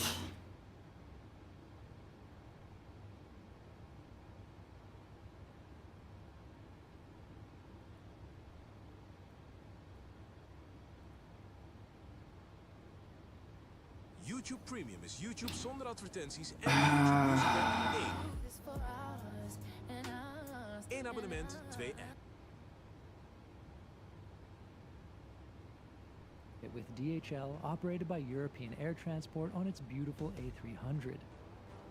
This is a 33-year-old classic Airbus with a yoke, folks, and we've got an amazing crew to ride along with. We're starting off in Brussels at the incredible DHL hub here. We'll check out what goes into moving goods through here on a massive scale. We'll see how cargo pilots make coffee on board. We'll perform a Cat 3 Autoland, and much more. Just generally having an amazing time flying through the night and witnessing this incredibly well-oiled logistics operation. This right here behind me is a DHL A300, and we're about to fly it from the Brussels DHL cargo hub down to Milan Malpensa. It's the middle of the night. We're gonna watch this thing get unloaded and loaded back up. But first, let's skip a little bit back in time, and we'll show you a little bit about what goes into making an operation like this flight work on a large scale across this massive DHL hub. We start off with the load controllers, who perform a vital task, working out where everything goes on every aircraft leaving here. That's critical to the flight itself because the safe trimming of the aircraft depends on this, and it's also a matter of making sure everything can get prepped and loaded as efficiently as possible. Without this department, none of this works. Ja, ik ben ermee bezig, wat passeert niet. I mean, not much. He's a new load controller. He just did his courses and everything, so he's now trimming the 777 flight to Leipzig, but we already have some issues because we're not allowed to load empty units due to the weather, and we can't have belly load either. So now we're just following up the progress from the warehouse and in function how the containers go outside. We're trying to plan the aircraft in trim, but also to expedite the loading outside, that when the ramp team receives the loaded units, that they can come off the loading as well. Out on the ramp, as loaders scan containers, they'll show up on the system here. But for the moment they haven't started yet because all the units are still black. So from the moment that they arrive at the aircraft, they do the serviceability check and they will turn blue. Then we know they're physically at the aircraft, and then when it is loaded into position, they will go into a green color. And then it's lock stayed into the aircraft, all locks are up and good to go. Als met als in een formaat staan, ja. Hey, moet ik andere prioriteiten noemen, hè? Zij van de mij voor een 777? Wat staat er op Delta News? Oh nee, dat heb ik tweede gekregen. Of nee, Ik heb net ook gepakt. Ik heb net ook gelokt.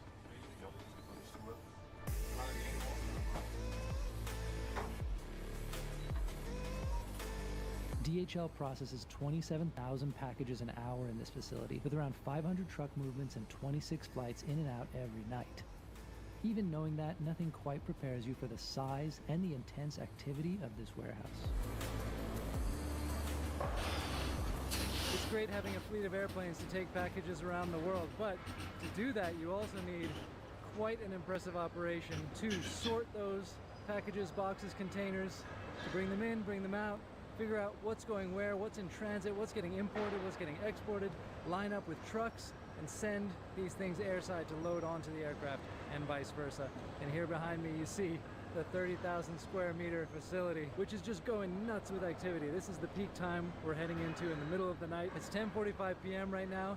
There are waves of aircraft coming in. There'll be another wave going out later tonight when we go down to Milan on the A300, and this is just the gigantic, incredibly well-oiled machine that is making all that happen. Average turnaround time of an aircraft here to come in, unload, fully load back up, do it all with the packages they need in trim is 120 minutes, and they've got a massive team supporting that effort.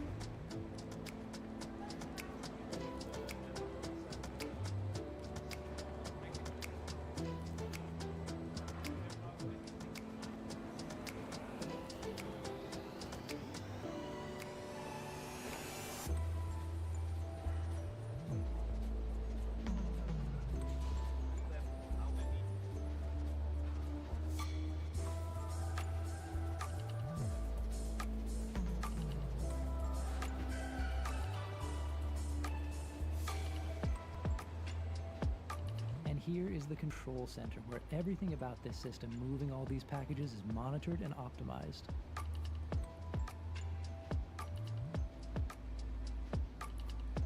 And no surprise, they have Flight Radar 24 up on the wall display.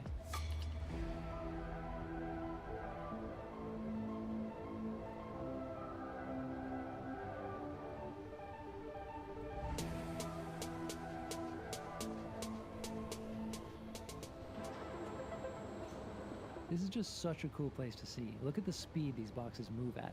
I guess now I'm not just an av geek, but also a logistics geek. Anyone with me?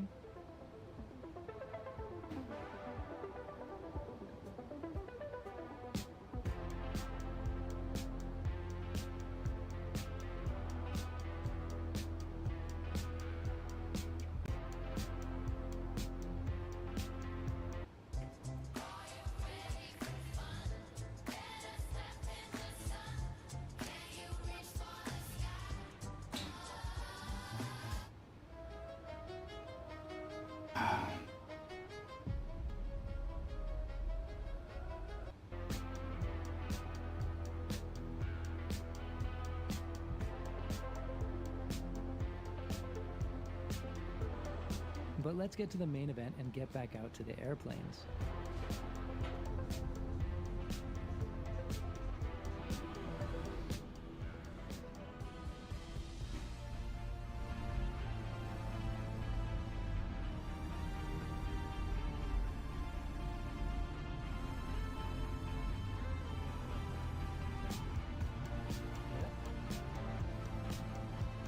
And we're just in time to hop into this Flugzeugschlepper. Yes, I know we're not in Germany, but that is the best word for it. And push back one of DHL's fetching A330 freighters, complete with raccoon mask.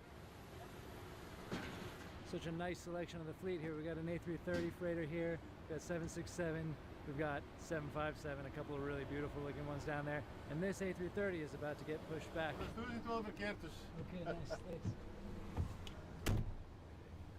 If you want, you can sit here, but yeah, better. Comfort is it, doesn't matter.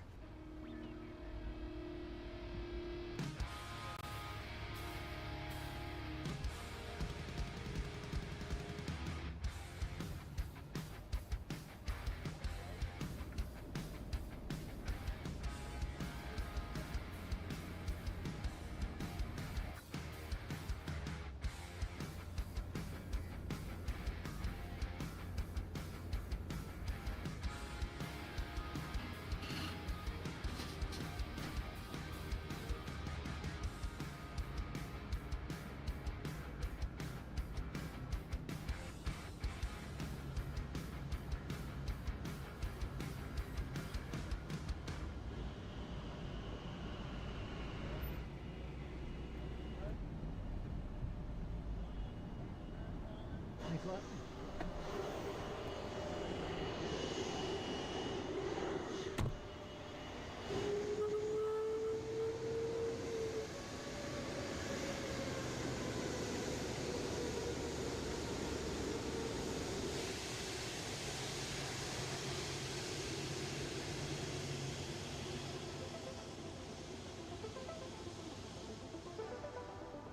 I am just so excited to meet our A300 for tonight, and it's currently almost here, en route from Madrid. Getting ready for this A300 to come into its stand here, and I've got a pretty good viewpoint at the top of these stairs. I can't stand on the very end of it because that's a little dangerous, but we are right here with a high vantage point to greet this beautiful 33-year-old A300. So exciting.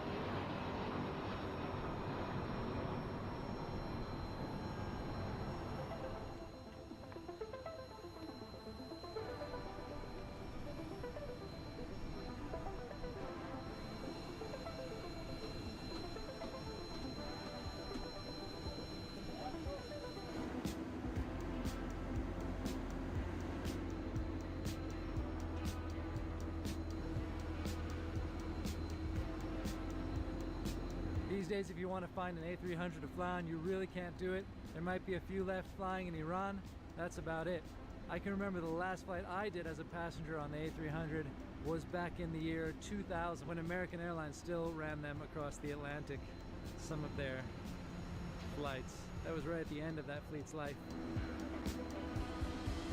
And this is how you load a cargo plane. The main deck takes these containers, while you also have the belly area available as well, where your bags would go on a typical commercial flight. For those of you wondering, and we got this question a lot via Instagram the night I was filming this, DHL knows exactly what's in all of these containers. The pilots are handed info about any cargo they may benefit from knowing about. Things like hazardous materials, perishables, animals, sensitive pharmaceuticals, lithium batteries, and so on. The variety of items they might carry on board is pretty mind-boggling.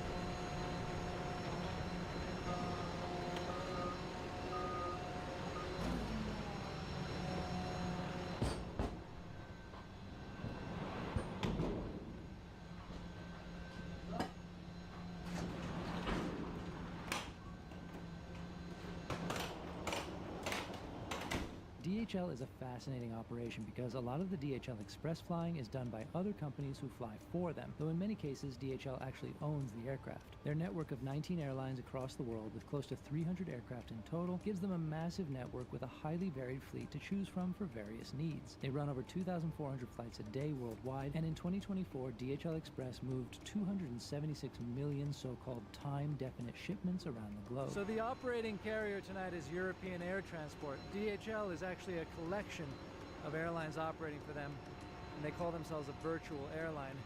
And this is largely down to traffic rights. Having carriers flying with aircraft registered in a variety of countries gives DHL more options when it comes to the routes it can fly. That's because traffic rights for specific routes can be affected by which flag the aircraft flies under. If you've been thinking about getting Pocket, this is your last chance to save 45%. At the tap of a button, it records and creates organized notes based on your conversations. I use it at work, at the doctor's, and when I'm out and about. I could use an app, but this, it's effortless. Pocket does things no other app can do. Inside, it has a contact mic. So when I snap it to the back of my phone, it can listen to both sides of a call. No speakerphone needed. Because no one wants to be that person. This is my favorite part. I open the app, and Pocket gives me full notes for everything I record. It knows who said what, creates over 100 types of summaries. You're more flexible in terms of being able to fly from point A to point B to point C, where in a certain case, if you were just registered in, say, Germany, you might not have the traffic rights to do that point B to point C flight. You might have to go back to A to go to C.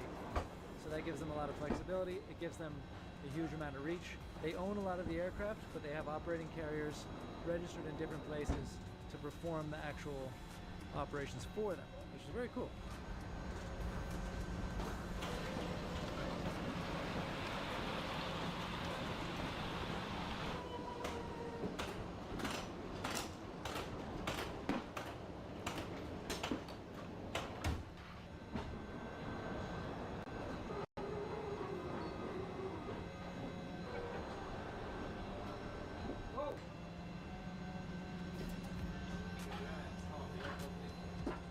So while they're busy unloading the containers from this A300, we can take a look inside this little area in front of the cargo compartment. So we have here a barrier that's going to stop anything from coming forward of that line. And you can also see through it, take a little look through at what those containers are doing. Over here, you've got 5 jump seats, each with their own oxygen mask. This is not like any commercial service you've ever seen, for sure. And then, simple enough, lavatory, cockpit door, and a little storage room over here.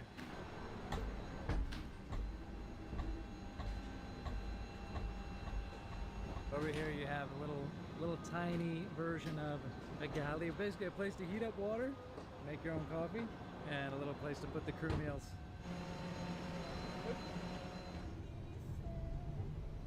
All right, most of the unloading is done. Now it's time to go meet the crew.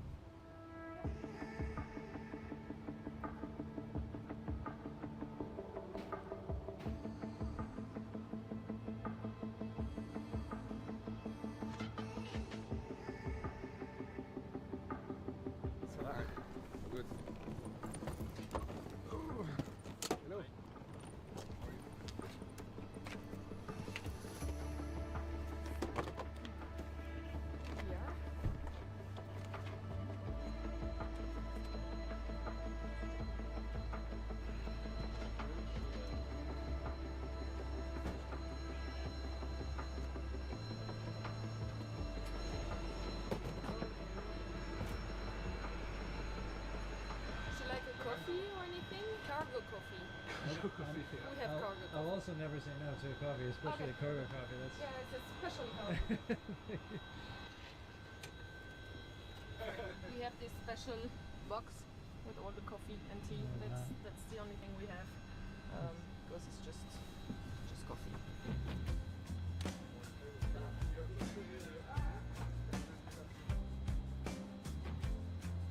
Maybe you want to have a look from the inside of the cargo hold.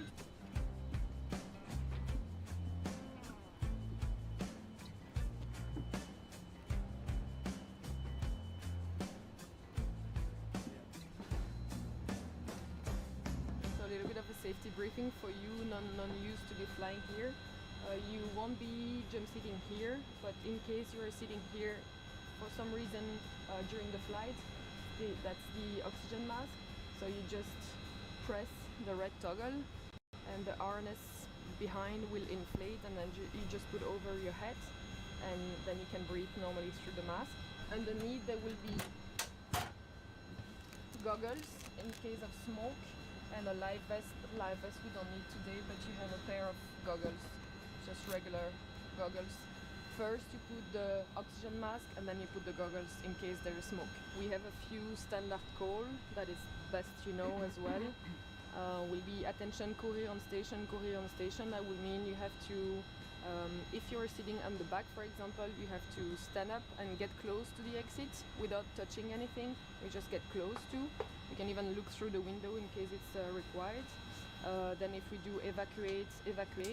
Then if we are incapacitated for some reason and you just pull the handle of the door, so you just grab the handle, pull it open, there will be a buzzing sound and then the slide will deflate and open.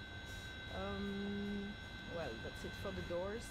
Otherwise you don't have to touch anything. And in case you have to use the oxygen mask in the lavatory, then it's going to be this one. So you just stay in the lavatory, use the oxygen mask, and then whenever the emergency descent is finished, or then when we have normal oxygen, then I will give you a call, then you can remove it and get out of the lavatory.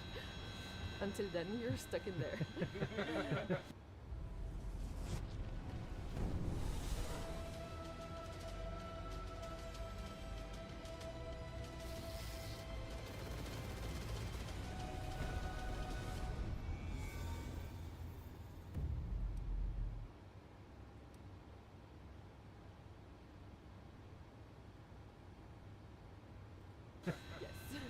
I heard you saying that this is your first job? Yes, it's my first job. Nice. I started here June.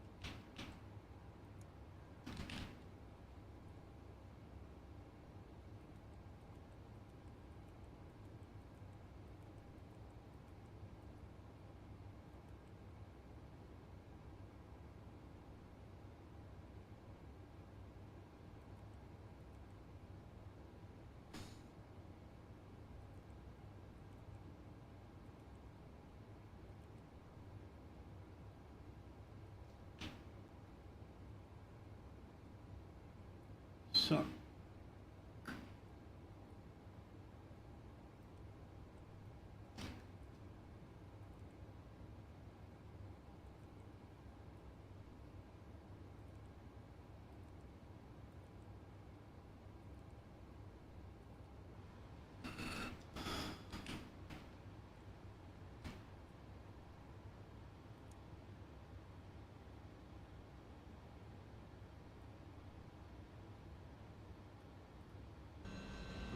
It's an amazing job. Interesting airplane to start on. I mean, it's wonderful. Normally you would start on a 320 or 737 and I mean, just have the opportunity to fly an Airbus 300. It's just amazing. I love it. It's a beast. When you look at it from outside, it's just amazing, and I love it in yellow, and it's just perfect. How about you, Delphine? What's your background before this? I have no background before this. I started with the AT, so it's about 19 years ago now. So yes, pure EAT product. We had a flight engineer at that time, so it was a 3-man cockpit. It was one of the last 3-man cockpit in Europe, and so it was a great experience to fly with 3 people in the cockpit. It was really nice. I guess we go out. You ready? Yep.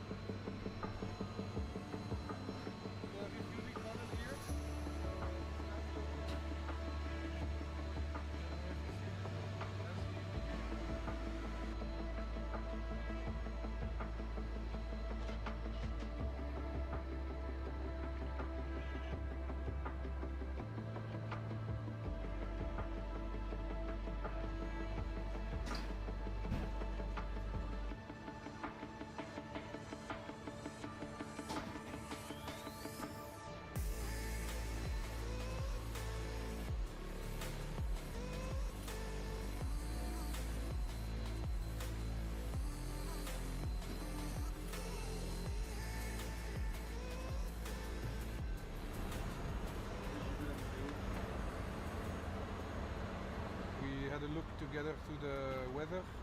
So Delphine is going to fly. The weather is not that good in Malpensa, so we might expect an autoland. It's gonna be nice.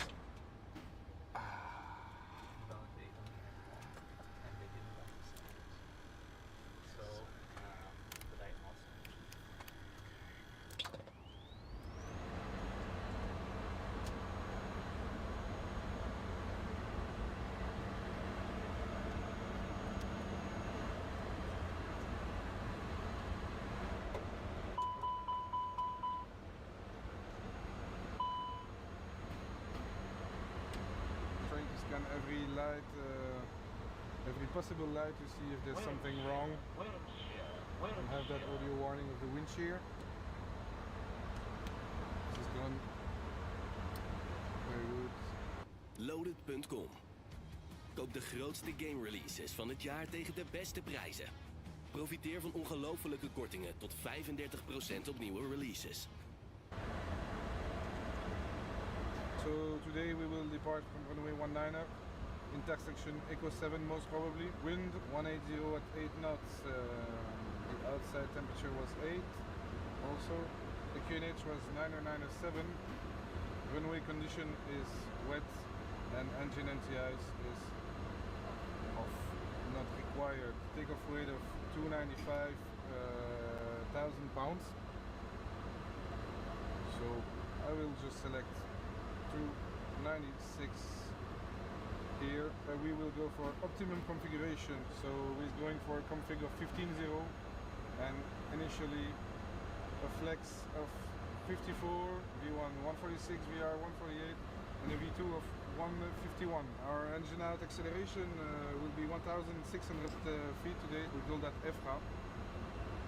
So it's the altitude in case when we have an engine failure we would accelerate and start put the slats and the flaps in again.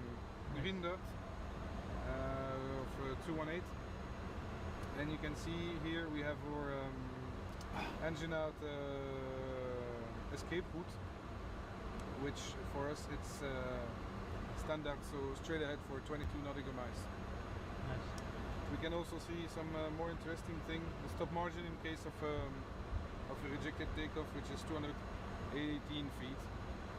Not a lot, but sufficient. So when you're selecting optimum config, it'll tell you what it thinks is best for flaps. Exactly. Yeah. Depending on the runway, the terrain, the different obstacles maybe in the departure sector, the climb gradient required for the departure. Here I'm making a small paper with every information for the takeoff. I will put it later here. So we can always have a look, cross-check if everything is correct, and in case we need to rebrief something.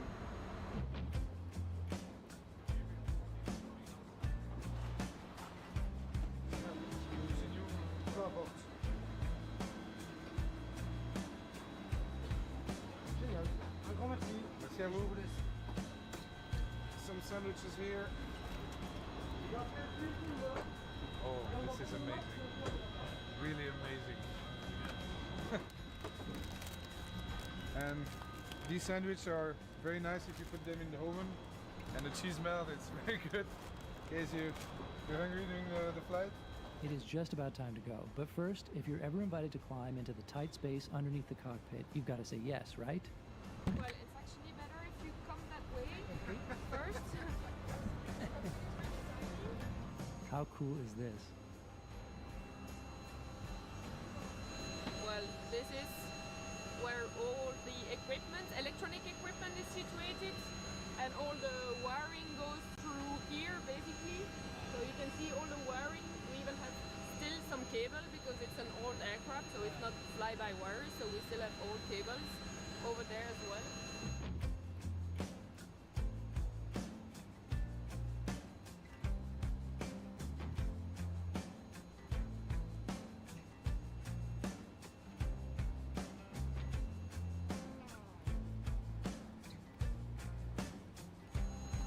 It's okay, I guess.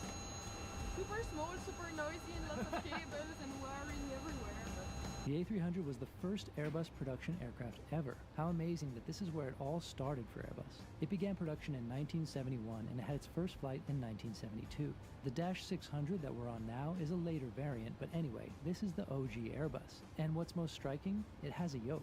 That's right, this aircraft came before Airbus designed its signature side stick, which is common on just about every Airbus you'll fly today. This also came before Airbus moved over to a fully fly-by-wire system architecture, hence the mechanical cables linked to flight control surfaces that we saw below the flight deck. Full fly-by-wire, which instead uses electronic signals processed by computers to initiate control surface movements, didn't come along until the advent of the A320 in 1988. By the way, the A300 also does not come with the famous Airbus flight envelope protection, so in some ways this A300 is more similar to a Boeing than it is to modern-day Airbus. So, today we're in Brussels, departure runway 19er via Echo 7. We will depart with the SID Roussi 9 Lima. All the constraints are cross-checked and all correct in the box. The first clear altitude for us today will be flight level 60. So we'll push east, and then we taxi, standard taxi via Alpha 6, and we cross runway. So, sorry. Which is active. Baba. Then Bravo 8 via the outers all the way to Echo 7 for runway 19er. Runway 19er is wet. We did the calculation together. We have configuration 15-15. Speeds are set 143, 43, 45. Green dot is 219 and preset to 50, and the flex is 53, which is set to. Stop margin is about 600 feet.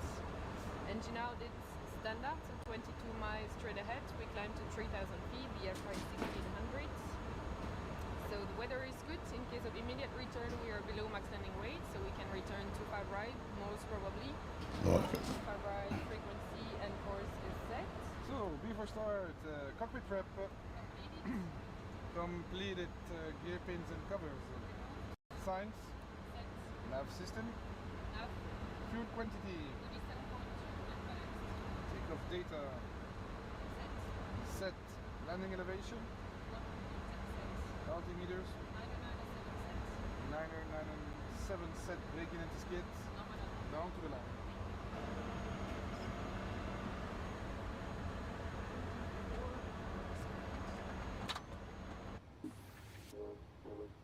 Game night. Jij op een puntje van je stoel, wij doen de rest. Bestel nu jouw favoriet in Amsterdam. Zijn er iemand thuis bezorgd? Vandaag staan we bij de Slauwenhofbrug in Leeuwarden, waar XL Box Nederland binnenkort een gloednieuw indoor garageboxcomplex gaat bouwen. We we have a paper load sheet that we still have to receive. So we have 3 copies, one for the records, one to stay at departure station, and one to go for the outbound station. And nowadays we also receive the load sheet via the app. That's the app where you have all the flight plans and weather and so on. Now we receive this load sheet with all the weights that I have to cross-check and accept. And we also have in the flight box, we also have the load sheet, the exact same paper version that we are about to receive, but electronic format. Okay. So I can check everything like the flight, the dates, the flight number, how many additional crew member we have on board, that it's the good registration of the aircraft. I can see what containers has been loaded where and with which weight, and then I have the weight and the trim settings for the flight, and that's what I will sign later on the paper version. But I already accepted it with the flight plan. This, which is the load plan, which is basically the map of the aircraft with all the different containers, and you can see, well, the weight in the containers, the destination to where it's going, the name of the container used, so they can cross-check which container they're loading in which position. And you have this for the upper deck, and you have this for the lower deck as well. We do get the notification to what kind of special product we have on board if those require notification. Not everything that we are transporting requires notification, but some of the product we have are requiring, like might be pharmaceutical, chemical, perfume, food, animals, only some corrosive, organic, and then radioactive material. CAO is cargo aircraft only. This one could go on any passenger aircraft because it's very tiny amount and packed very carefully as well, so there's no risk. So I'm gonna hand the paper and close the door of the cabin. Have a nice flight. Thank you. Bye-bye.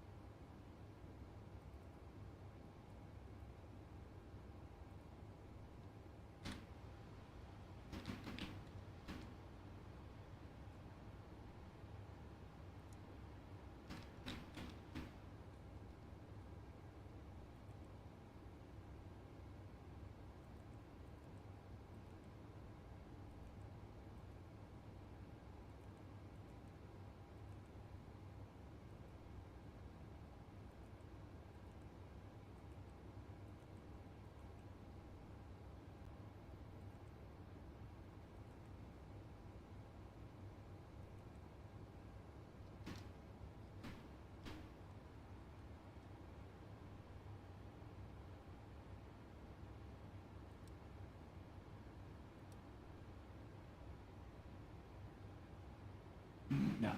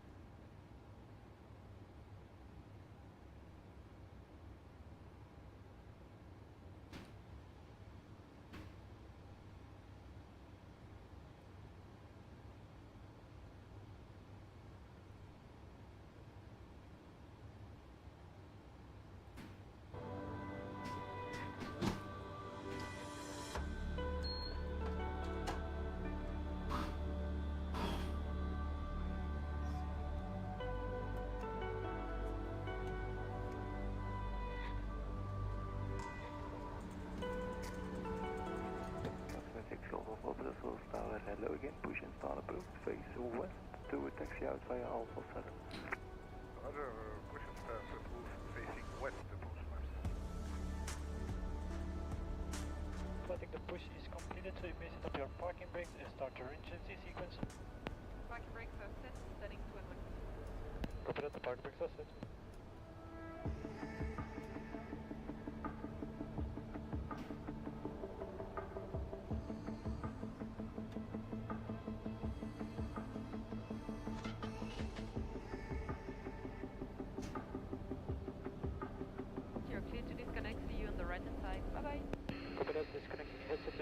I'll show you the same pin on your right hand side. Have a good flight, bye. Thank you, bye. So, after start checklist, please. After start, pitch trim. 1.1 nose upset. 1.1 nose upset, good trim. 0. Slats flaps. 15. Spoilers. Arms. Anti-ice. Off. ACAM status. Checked. And hand signal. Received. And after start checklist completed. Thank you. Ready for taxi. Postman 6 Golf Alpha, ready for taxi. At the start of the game, you can choose any shelter you want, but once you pick a spot, there's no turning back. It's upgrade or D. Defense, stealth, resources. Miss one detail. 6 Golf Alpha, taxi Alpha 7, cross runway 25 right, outer Echo 7, holding point runway 19, QNH 997. Roger, we continue Alpha 7, cross runway 25 right, outer to Echo 7, the postman 6 Golf Alpha. Okay, as briefed. Yes, all the way. Clear left? Very nice. Clear right. Postman 6 Golf Alpha, just to confirm the QNH 997. Affirm QNH 997, postman 6 Golf Alpha. Brake check. Pressure 0. So, Alpha 7 crossing approved. Check. Straps on. Clear left. And clear right side, approach sector is clear. So, 3 minutes we have. We zijn ergens halverwege. Ik denk nog een... Je ziet het bovenin trouwens ook. Zeg maar aan het vliegtuig hoe ver wij in de vlucht zitten. Dus we zijn al wel aardig in de richting. For left. Het meeste hebben we in ieder geval al achter de rug, Marco. Continue Echo 6, cross runway 19er, whiskey 41, holding point runway 25. We moeten nou zo meteen nog een stuk over de zee heen. Checked. Checked. Briefing. Confirmed. Slats flaps. 15, 15. 15, 15. V1 via V2 flex temp. 143, 143, 145, flex 53. 143, 143, 145, flex 53, back air supply. Engine bleed. And takeoff config. Normal for takeoff. Down to the line. Line up and wait for the way 19er postman 6 Golf Alpha. Are you gentlemen all ready? Okay, below the line please. Below the line, clear crew. Advised. Takeoff runway. 19er, Echo 7 confirmed. 19er, Echo 7 confirm, transponder. Set. Decals.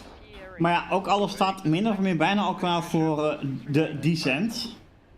Oftewel descending. Before takeoff checklist completed. So, approach sector is clear. Check. Approaching 19. Postman 6 Golf Alpha, wind 17, runway 19er, cleared for takeoff. Postman 6 Golf Alpha, clear for takeoff, runway 19er. Are you ready? I am ready. Postman 6 request taxi. Ik denk ongeveer met een 15 minuten dat we beginnen met onze descent. Outer 3, outer 6, QNH 997. Alpha 6, outer 3, outer 6, QNH 997, postman 696. Maar ik kan het ook helemaal mis hebben. Postman 3, uniform, Papa Golf, runway 25 right, taxi outer 3, outer 6, QNH 997. Alpha 6, cross to left right, outers all the way to outer 6, QNH 997, postman 3, meters Papa. V1, rotate. Postman 7 November Charlie via whiskey 41, line up and await, runway 25 right, traffic. En ik denk dat ik het mis heb. Climb. Hierop. Whiskey 41, line up and wait 25 right, copy for traffic information. Pop 7 November. Check.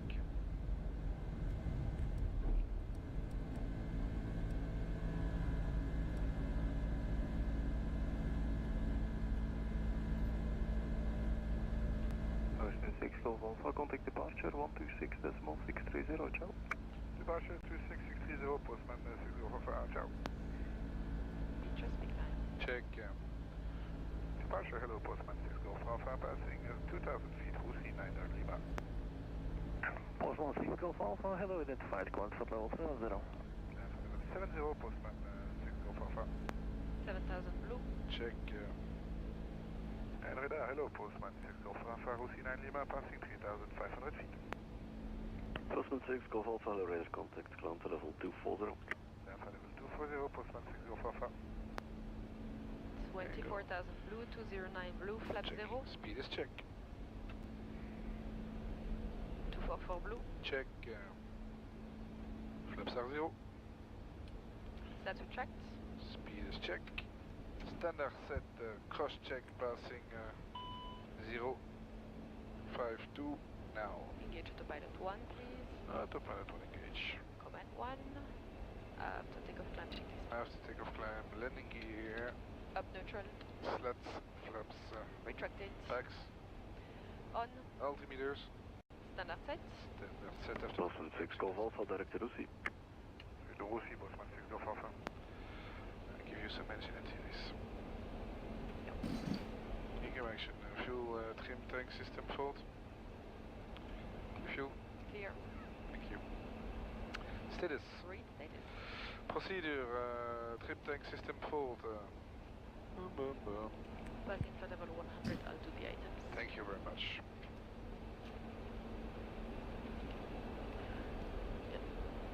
And flight? Yes. Trim tank mode forward. Yeah. Well. You wanna have a look first? Yes. This is to just transfer fuel from the trim tank to the center tank. But as we can see, we have no fuel in the trim tank, so. Yeah. Both trim tank pump on. They are on. No forward cross feed. No forward transfer. No procedure trim tank. Maar jij bent best wel laat wakker dan trouwens, Marco. So we've set the tank quantity above 26,000 pounds. No. The case. When trim tank is empty, both trim tank pumps off. Okay. 1, 2. Trim tank mode auto. Yeah. Auto. On ground, not the case. Okay. So trim tank system full paper check is completed. Thank you. Thank you. For that. And clear status. Clear. There you go. On the longer flight, we will definitely use this whole procedures, but on this flight we don't. Okay. We don't even have fuel in the center tank. So this is the configuration that we have now. Trim tank, center tank. So they're basically empty because 0.17 is not much, and we are only using fuel from the inner tanks. No, now, thanks. and when they are empty, checked, then we are using fuel from the outer tanks. So we have 6 different fuel tanks. So you have some plans for Napoli? Well, with the weather, no, you do? I hope I get a pizza. Okay. That's the only thing. Good morning, Postman 6 Golf Alpha, passing flight level 185, climbing 2402 Roosy. Postman 6 Golf Alpha, get identified, climb level 330 to Golf Tango, Quebec. Climb level 330 to Golf Tango, Quebec, Postman 6 Golf Alpha. Postman 6 Golf Alpha, actually you can go direct to Dev D. Affirm direct to Dev D, Postman 6 Golf Alpha, thank you. So, Dev D direct. Check. Wakker liggen of je siteroute beveiligd is, dat is toch niet Damn deze tijd? it. Daarom zorgen wij voor slimme bescherming. En installeren we alle updates voor je. Met een rustig slapen garantie voor jou. I finally figured out the real difference between a Matsado knife and the ordinary stuff. We've all seen those flashy... And flight level 330 blue. Check. We have a small restroom in Malpensa that we can use with beds or lounge chair that we can rest in. But it's not really close to the aircraft, so it's a little bit further, so it's not far, but you have to consider this traveling time, let's say, in your rest time. Yeah. Sometimes we just stay in the cockpit and we sleep in the cockpit. How many hours do you get in Malpensa then? I think it's 3 hours. Okay, yeah. But roughly. We need normally 20 minutes to close the aircraft, and we need to be there 1 hour before at the aircraft, and you can count like 10-15 minutes to go there and then to go back, so it only leaves you with maybe an hour and a half. Right. Yeah. Well, it's already better than it's nothing, better than nothing, yeah. The worst part of flying at night is the waiting time in between the flight. It's not flying itself. If you cannot sleep, it's really tough. Yeah. There's more and more stations where we have those restrooms that we can use, the sleeping rooms. Some of them are even single rooms, like in Brussels we have them now. Malpensa is also separate ones. Victoria we still have big rooms with 5 bunks that we share. Oh wow. But at least you can rest a little bit. The gear up neutral that you set it to, that's new to me. What is that? Ah. we have the landing gear lever here, and basically you have 3 positions. You have either down, up, and after up, you put it neutral to release the hydraulic pressure in the system. Oh wow. Maastricht Control, good morning, Emirates 242 Super, flight level 370. Emirates 242, good identified direct to Bombay. Direct Bombay, Emirates 242, thank you. Postman 6 Golf Alpha, following out with RANS on the 127.785. Good day. 127.785 for Postman. 6 Golf Alpha, good day. 127.785. Was it RANS? Yes. RANS, bonjour Postman 6 Golf Alpha, flight level 330 to Delhi. Postman 6 Golf Alpha, bonjour, direct Akazoo. Direct Akazoo, Postman 6 Golf Alpha, merci. Akazoo is on top. Check. This is what I used to call her like a grandma aircraft. So you have to be really sweet and really kind, and then it's working perfectly well. It's like it doesn't like the cold, doesn't like the warm, it doesn't like to be wet when it's raining too much. It's usually it doesn't like so. But if everything goes smooth, then yeah, it's a pretty good aircraft. Nice. Grandma. That's true. It is true. Swiss, good morning, Postman 6 Golf Alpha, flight level 330 to Akazoo. Morning, Postman 6 Golf Alpha, specified identified. I will try to prepare for the 3-5 rides and see what we have. Yeah. So I checked the NOTAMs, 3-5 left was closed. But you never know. Malpensa, you can always be surprised. Maybe I get the natives now. Nope, it's too early. We have the mountains that blocks the transmission from for the ATIS, which give us the weather. Normally you should get a ATIS. I don't see anything. 200 nautical miles from the airport, and here we are 150 nautical miles away, and we don't get the ATIS. we can request it with the ACARS. So we go to weather, and that's the first one. Then we can go. Oh. Well, also need to transmit and to receive information, so it's the same problem. So maybe we'll get something earlier than needed. Maybe not. And we don't have CPDLC. Always in Malpensa when you ask the clearance, they always ask you, can you request it via CPDLC? And we're probably the only one on Earth that say, we don't have that. Yeah, but it's nice. It's the old way, but it's you see, it's old way, but everything is working fine. Yeah. It's very good. In an ideal world, especially because we are expecting some bad weather, it's better to brief everything before the descent so we can fully concentrate on the descent and the approach. But here, because we have the information quite late, we have to wait, and I can do the setup, but we could brief, but if we have a different runway, then we have to rebrief, and maybe the weather is better than expected, so then we don't go for an auto land. Well, we don't know. So a little bit last minute for this. Okay, nice. Almost. Then we need to preparate some things. And this can remove.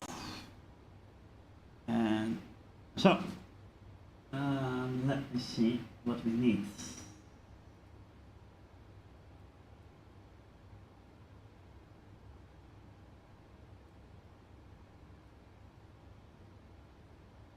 Uh, 1840 we need.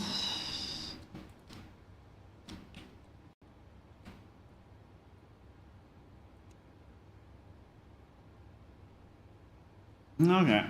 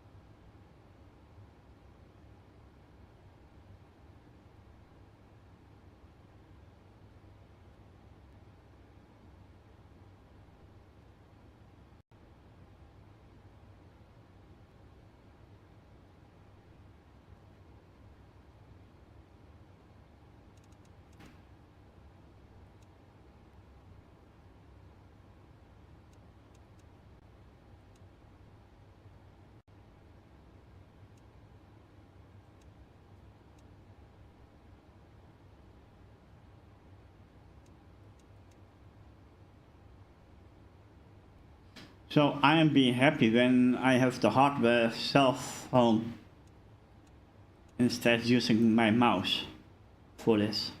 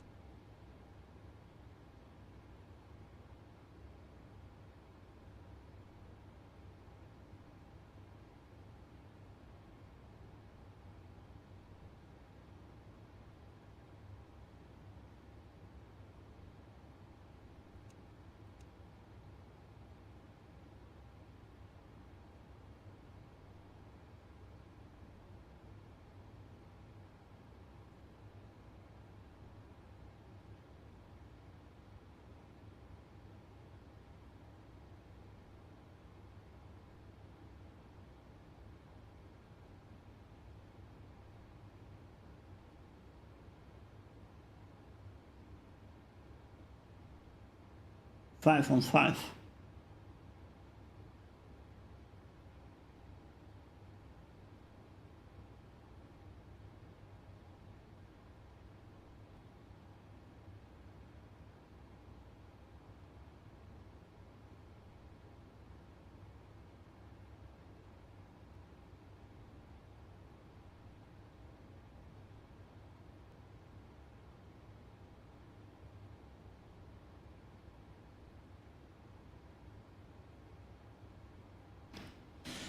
Slowly we will come by the 80, 40, 11.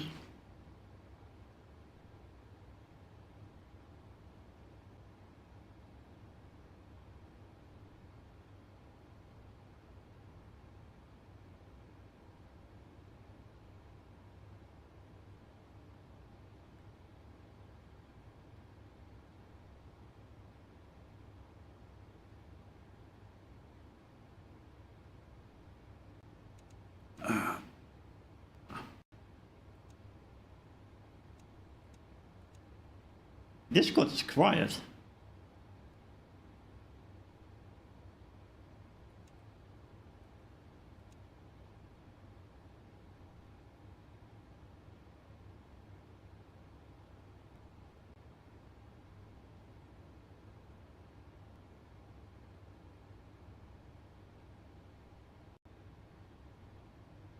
And I am be concentrating on the little green numbers in my screen. And the other numbers are even smaller.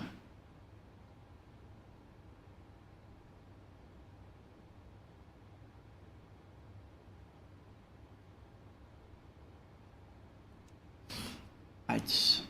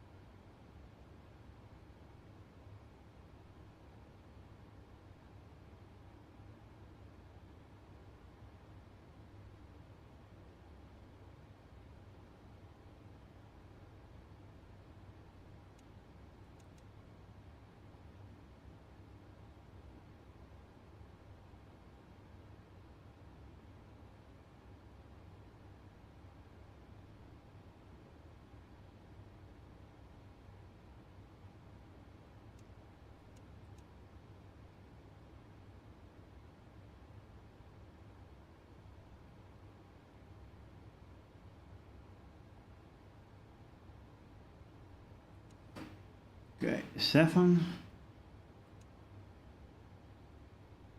En dan 8.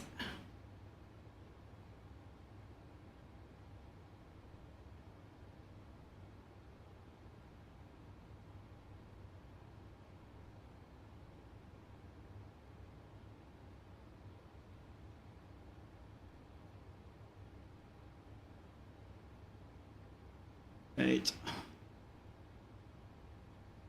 10. Let me a little bit better.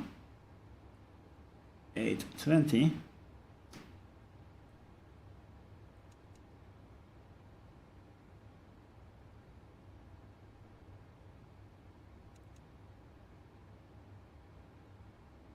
$40.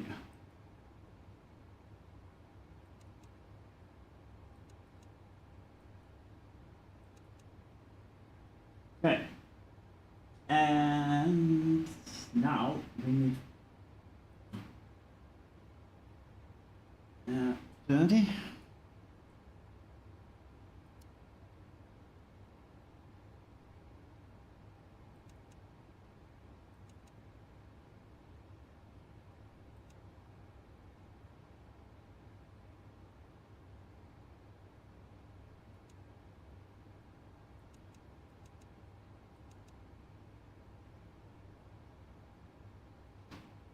$30.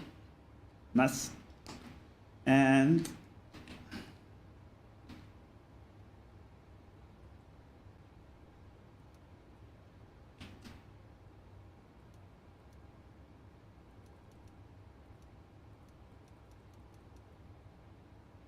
$3,000.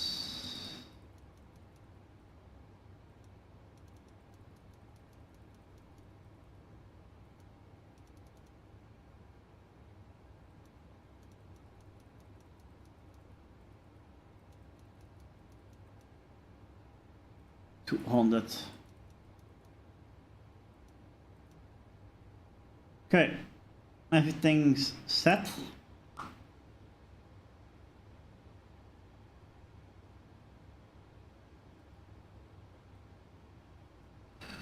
And let me see where we are. Okay, almost. And he said 20 nautical miles.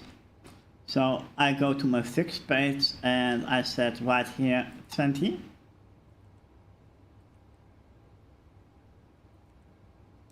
So we have 150 and 1 by 20. So we have two circles on our descent.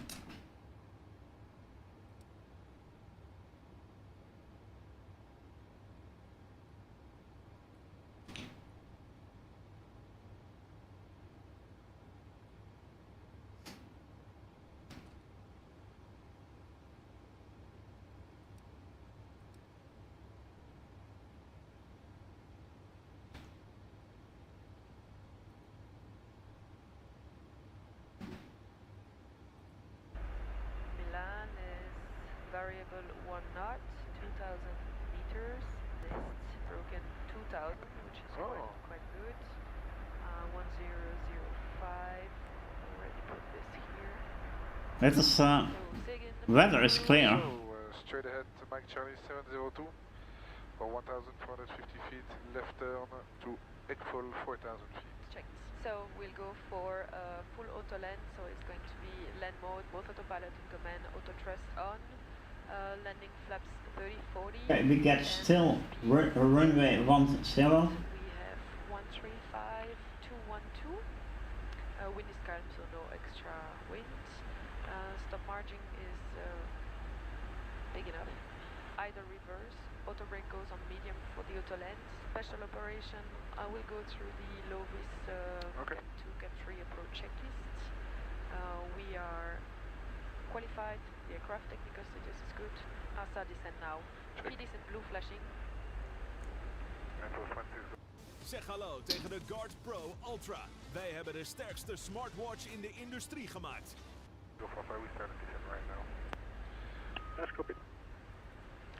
Okay, so threats, well, the weather, a little bit foggy. Yeah.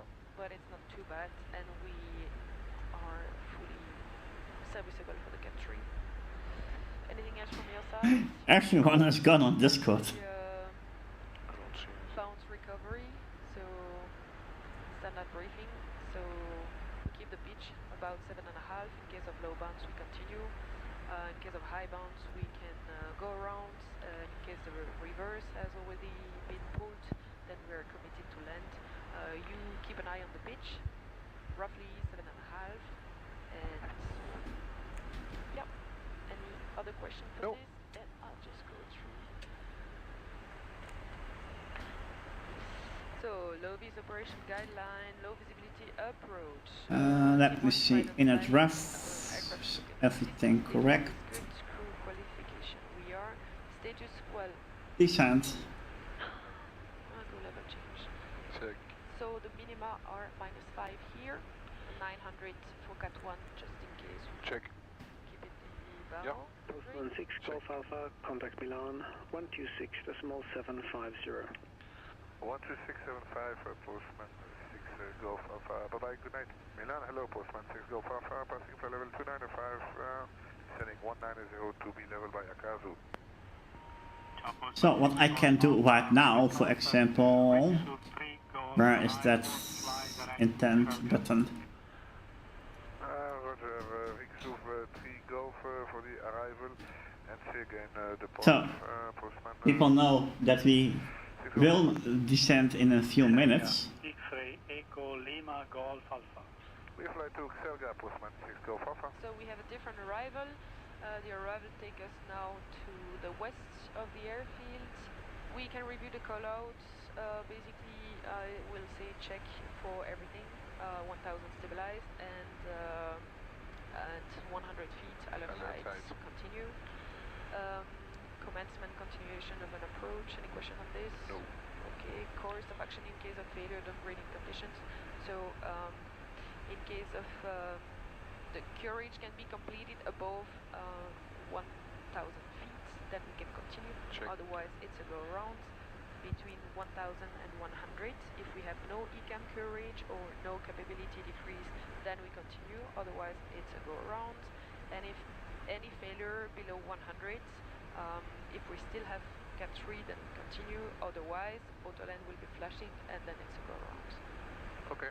Crosswind limit, it's good for today. We have light winds. That's it. Yes. So that's very typical from Malpensa. On the NOTAMs, they mentioned 35 left is closed. Yeah. So you prepare for 35 right. Postman 6 Golf Alpha, descent to level 180. Level 180, Postman 6 Golf Alpha. So level 180 blue. And when you have finally everything ready, your briefing is done, and they say no, you have 35 left. Well, 35 left was supposed to be closed, but it's not. And then you have a different arrival, so you have to change everything. And Yeah. that's very specific for Malpensa. What made you decide to do autoland? I missed that part. So the visibility is 2,000 meters, and we have seating at about few only, so that's okay. But we have the seating at 100 feet. So it's obviously not Cat 1 anymore, so we go for a lower than Cat 1 approach. Nice. So just came out of the ray. And then we will focus on descending and on our landing.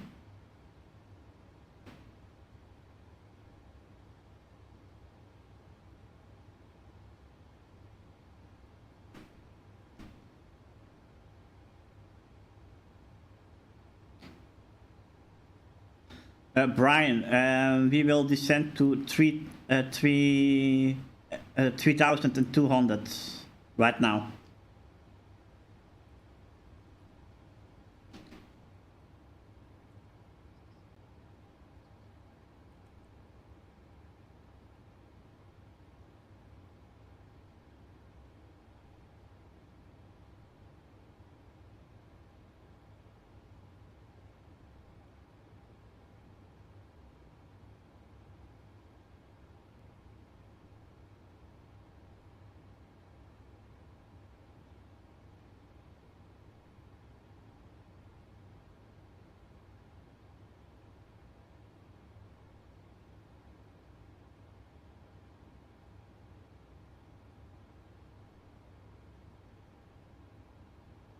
Oké, zo, we hebben... Of we get approved...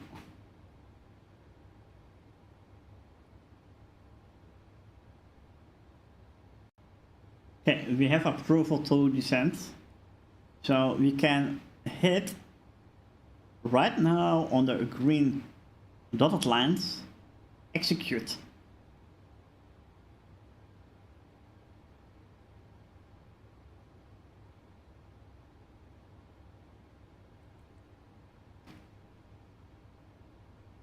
And we will descend.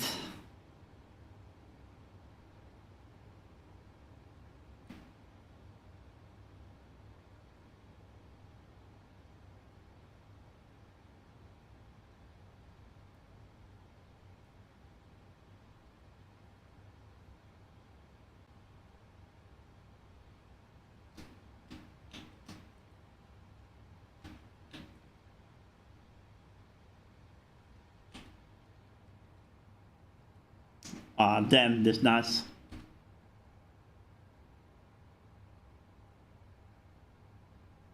This is so beautiful.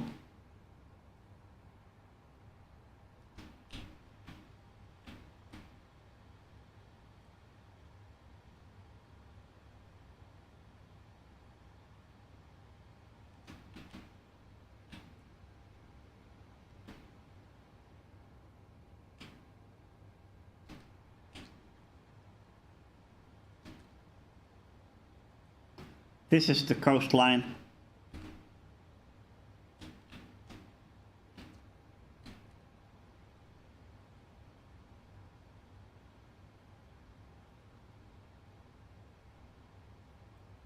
From Morocco.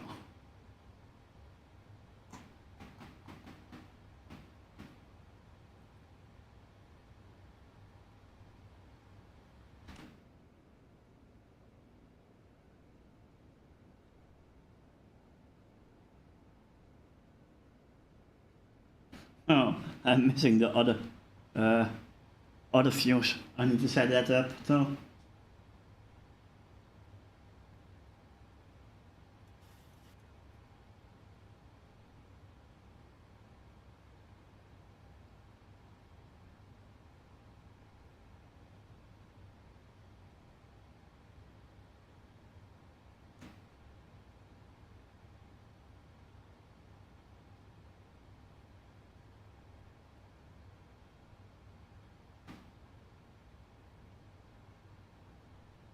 So, it's not dark, but it will work.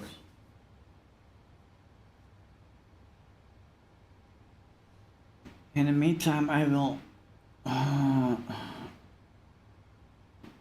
watching this. And basically, every time we have low vis conditions, we always proceed for a full auto land. Just to make it more redundant, so in case something happens we can revert to Cat 2, but at least we are covered in case the weather is worse than planned. Yeah.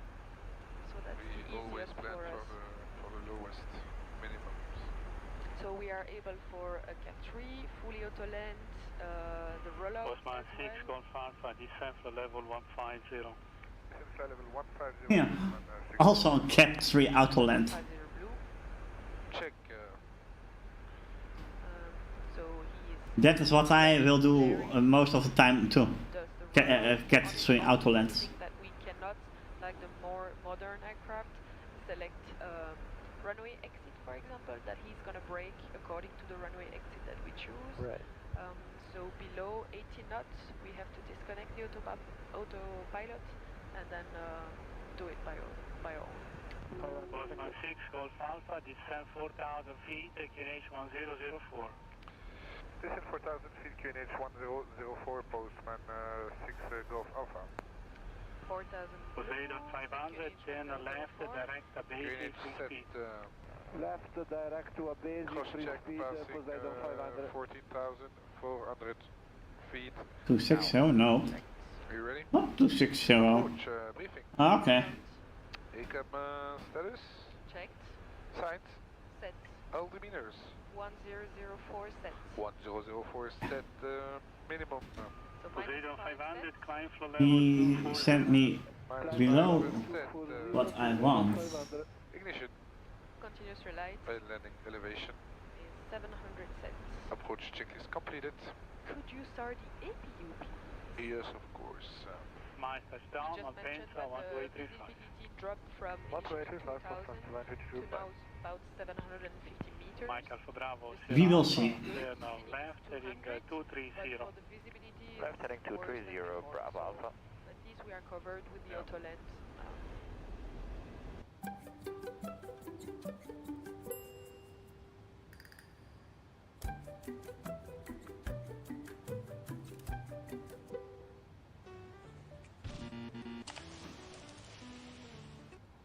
Hey Brian, 260 is too low.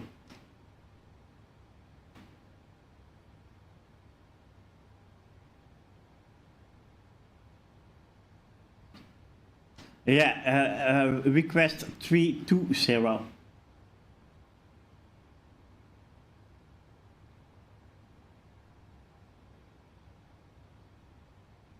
Okay.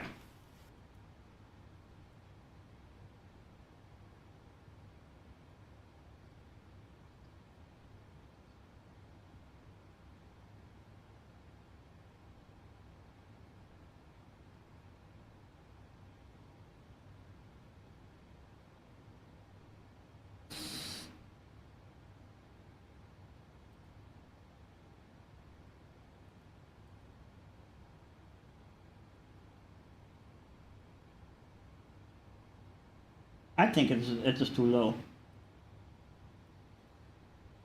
But we'll see.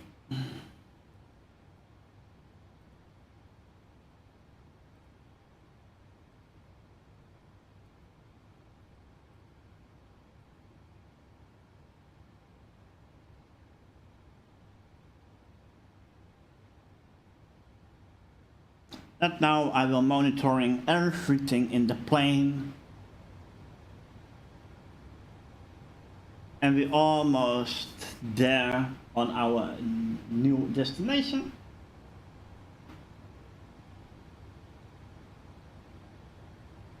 Oh. Can you get me something to drink, or water or something like that? Or crystal clear?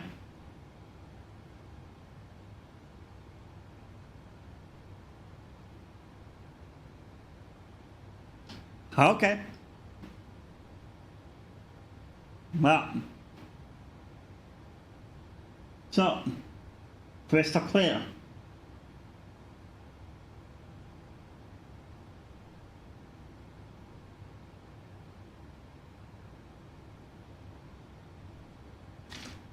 Ah.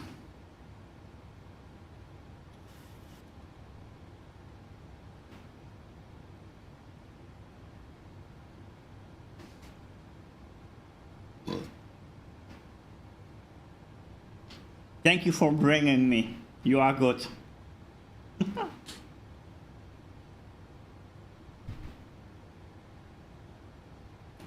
She say not thank you.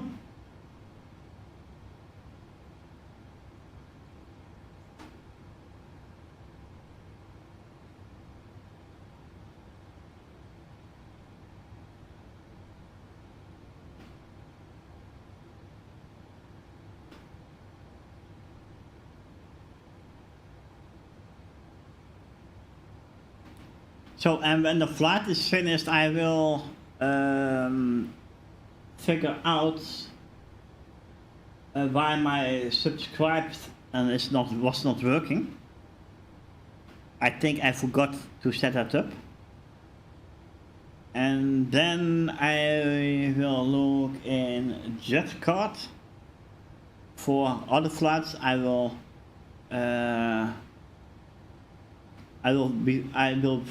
be fired by Transavia and try to going in by KLM, so we can fly from Amsterdam to wherever we want.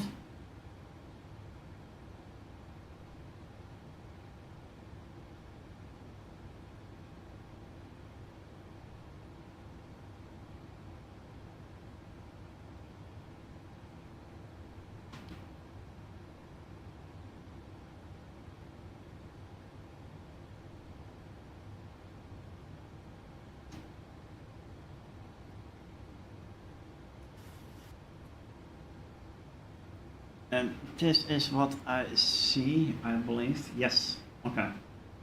So this is what I see. Right now we are here. That is a plane, and then we're going into, I don't know. And then we're going in here, I don't know. And this is the, oh. Okay.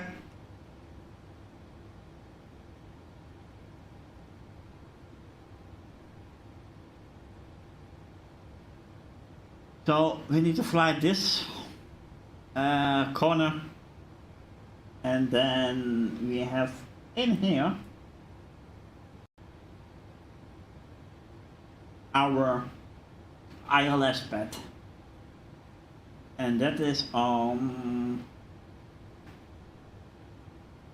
G200 of G20.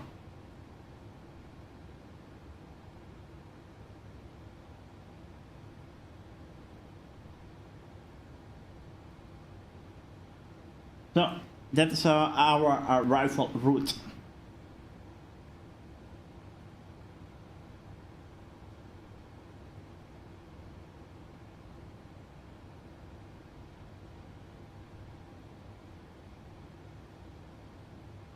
Oh, no knockings on the door?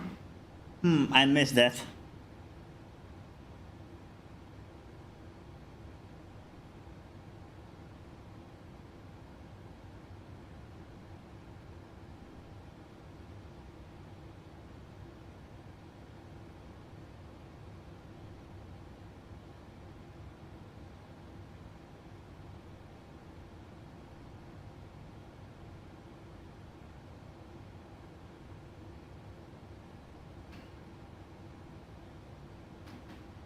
Let me see. Oh, I got everything here correct.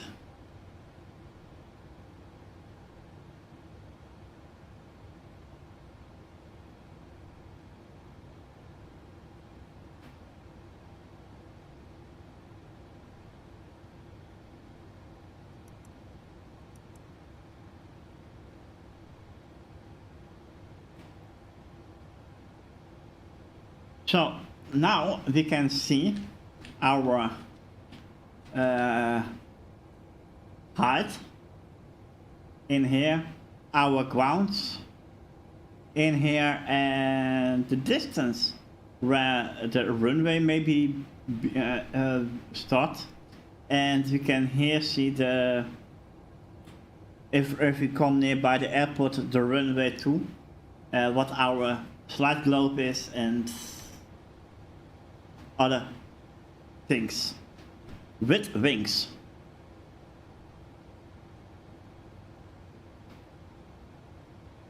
And that we call that airplanes and rotorcrafts. But the things with no rings, like balloons, don't count.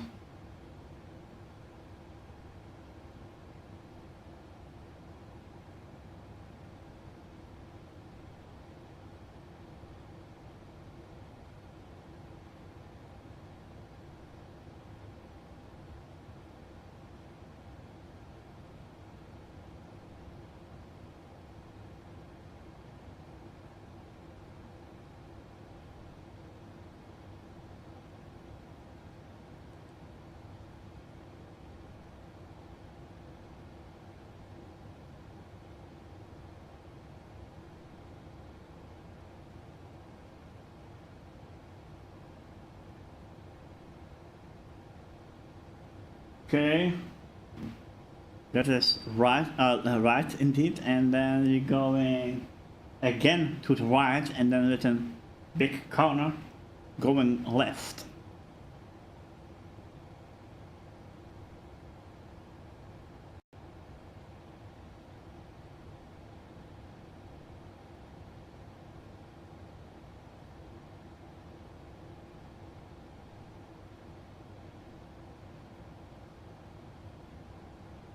And hopefully we get it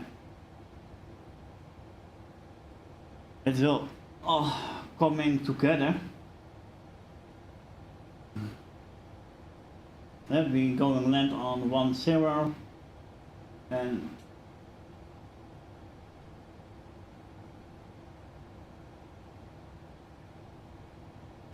yeah, we will see how things going.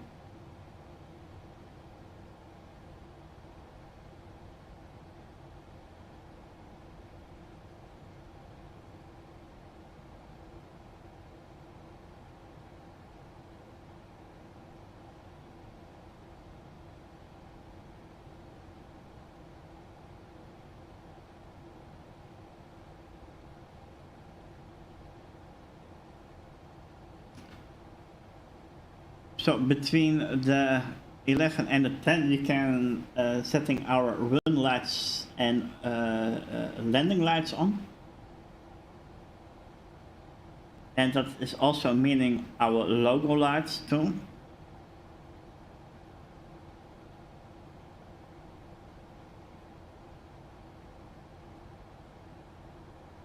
And our ensign we set on continue.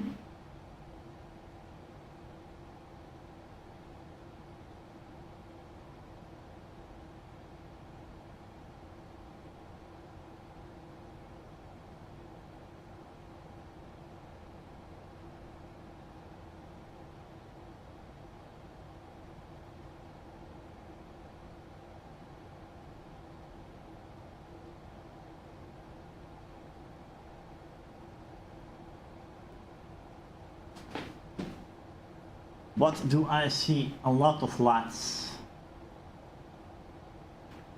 But it's more that I am looking for something, a Christmas tree.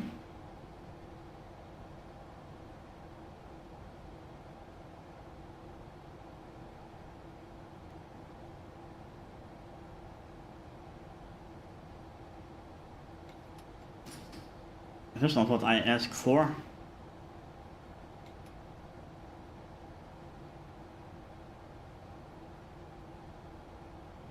Okay, we will start with our big corner. So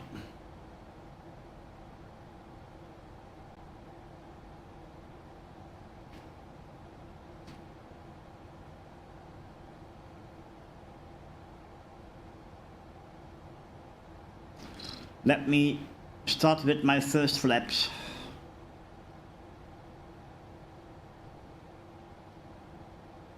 So we get speed down.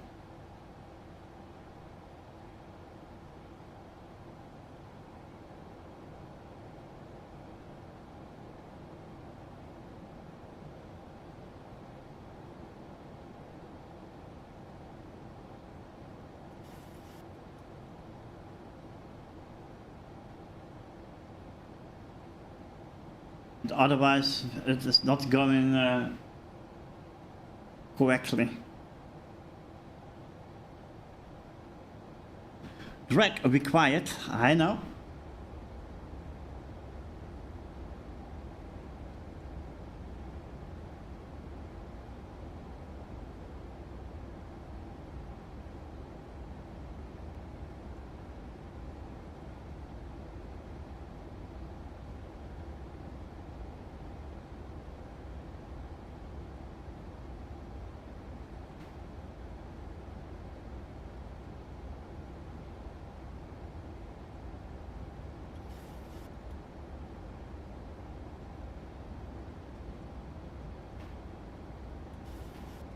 And on flaps 2 we will go to flaps 5.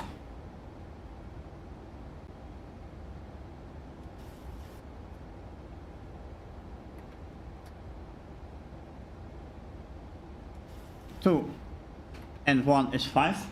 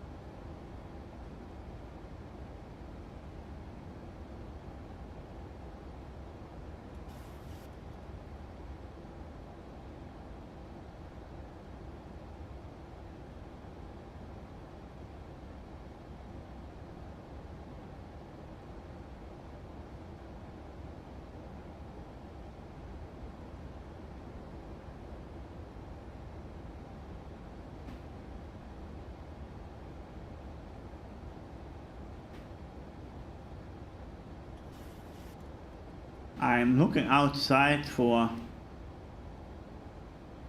airport lights, but I don't see any.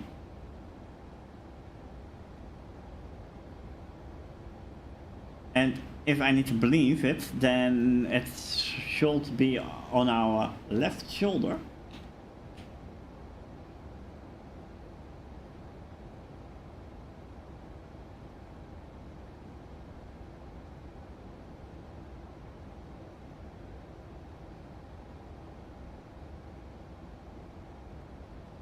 Alright.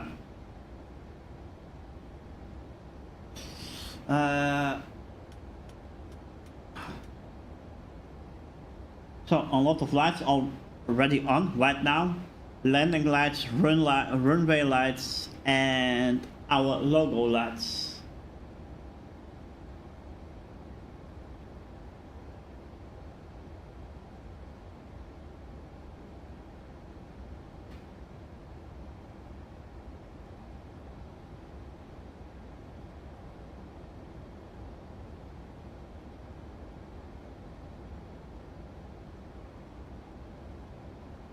And we are too high.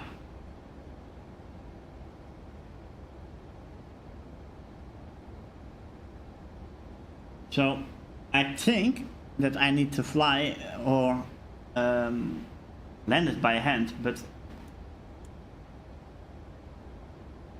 we will try to capture the slide globe.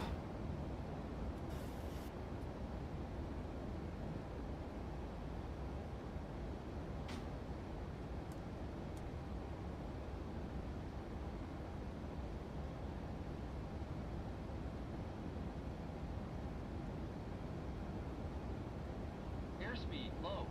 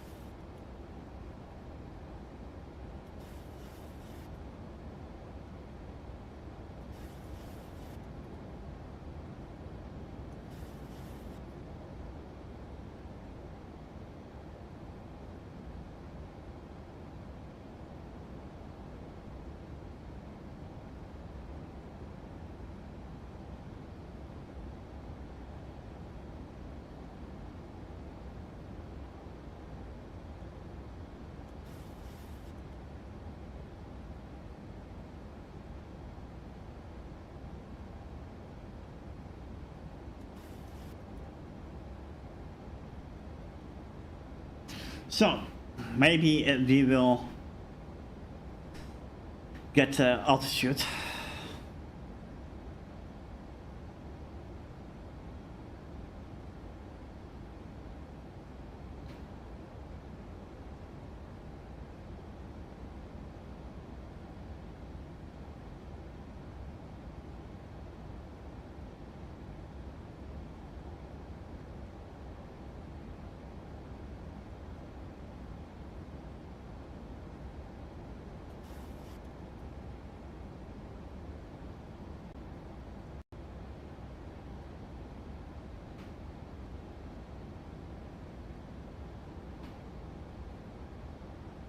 IAS, okay, nice.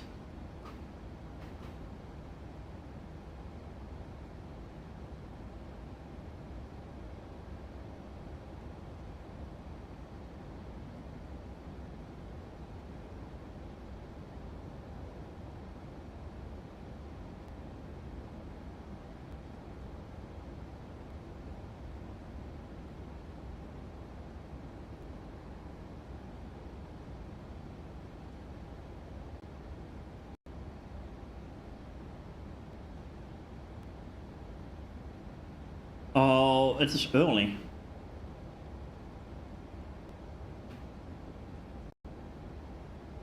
I thought more from, well, maybe 6 o'clock midnight, but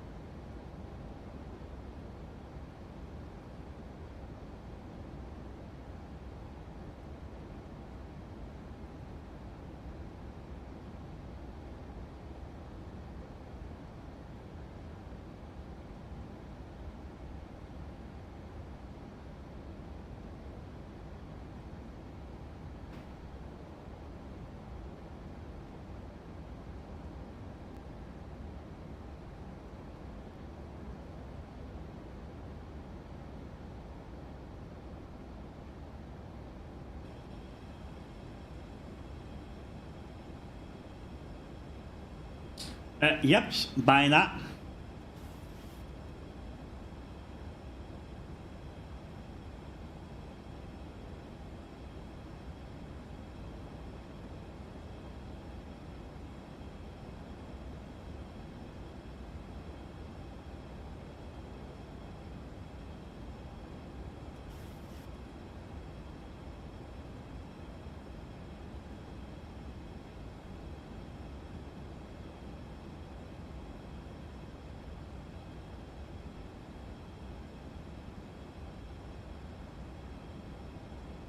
Oké, nou volgens mij gaat dit wel lukken.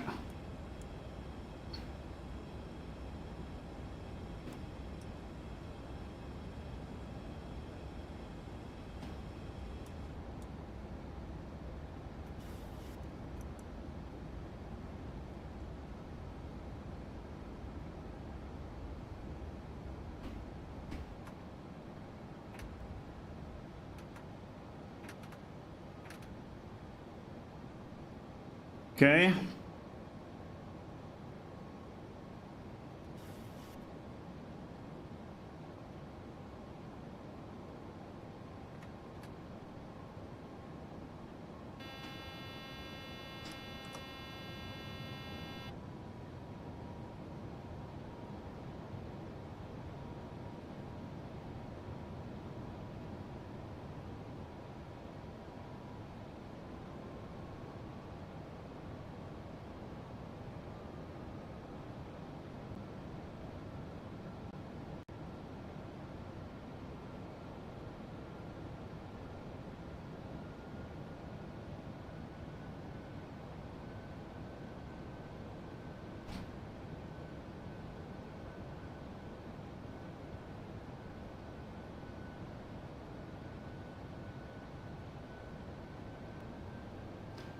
But it's more the height.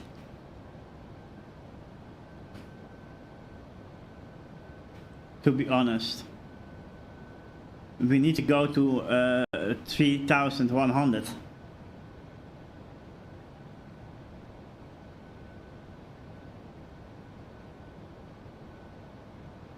Versta jij trouwens ook Engels, Marco? Of gaat dat een probleem worden voor jou?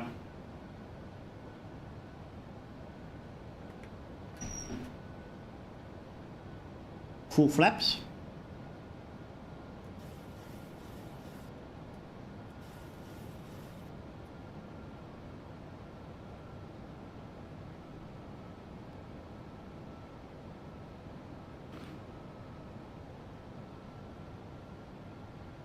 Maar ja, zodra hij de sluitloop pakt, zeg maar, ben ik ook tevreden. Want dan hoef ik mijn handen niet te gebruiken. Maar het lijkt erop dat we hem gaan capturen.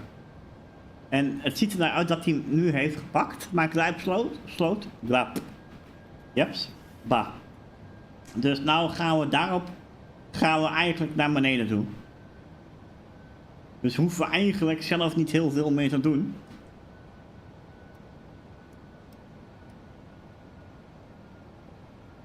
Nou, zet hem op reference speed neer.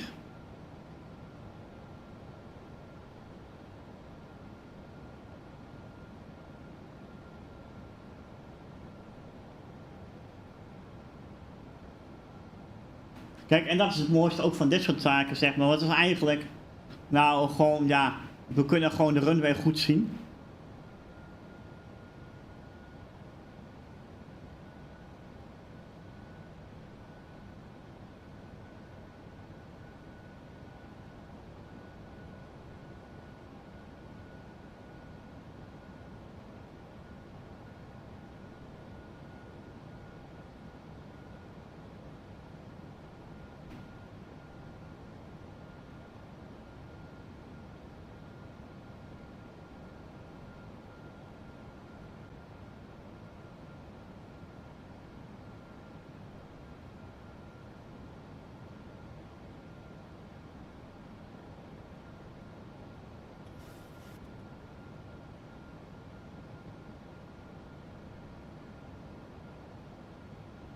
En onze ja, profiel ziet er gewoon goed eruit, zeg maar, qua daling. Weet je, dus dat kun je hier ook mooi goed zien.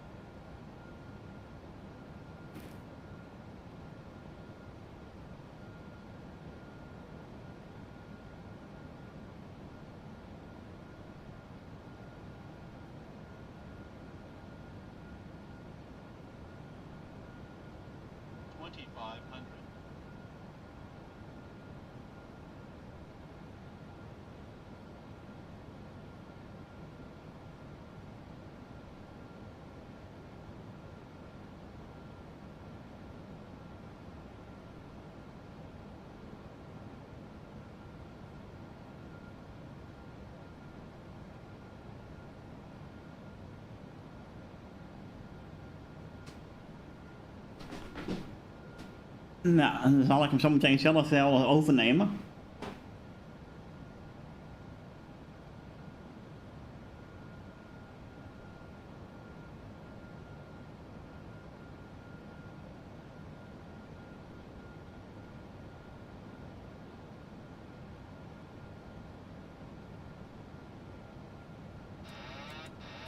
Houd je de mond. Oh.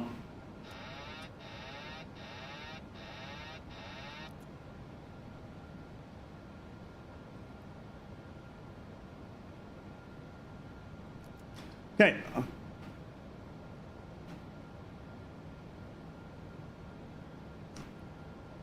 Ik heb nou zelf controle.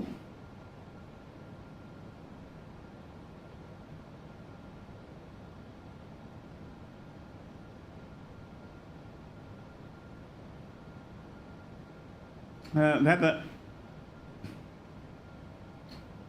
2 wide of 3 wide. Oh.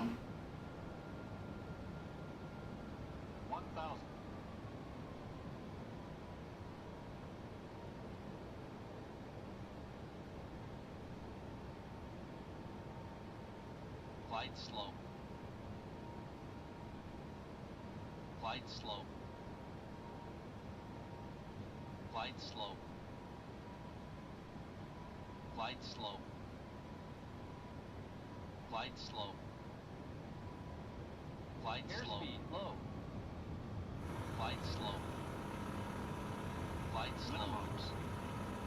Glide slope. Glide slope. Glide slope. Glide slope. Glide slope. Glide slope. Glide slope. Glide slope. Glide slope. Glide slope. Normaal had ik dit niet moeten doen. Glide slope. Glide slope. Glide slope. Glide slope. Glide slope. Glide slope. Glide slope. Glide slope. Glide slope. Glide slope. Glide slope. 200.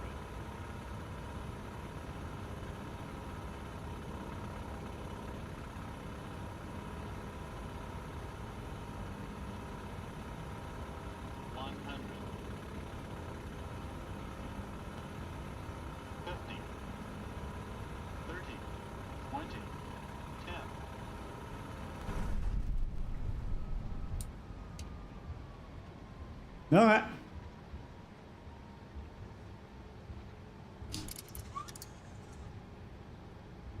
Een beetje te vroeg.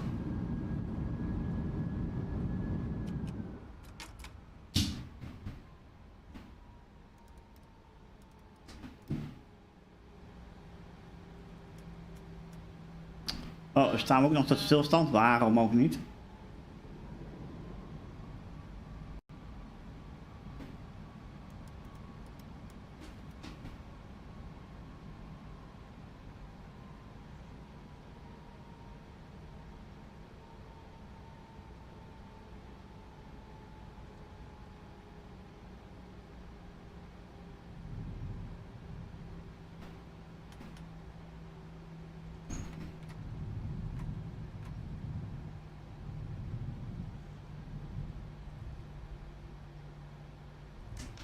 Brian, can you request taxi clearance? Zo, we staan aan de grond. Met een, misschien een paar gebroken botten hier en daar.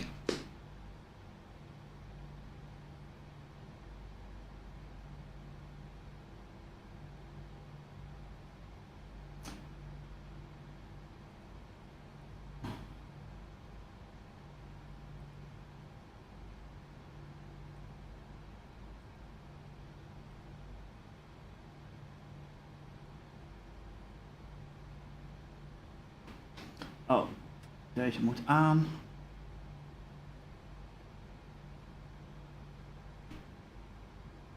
En dan kunnen wij deze ook zo vast wel aanzetten.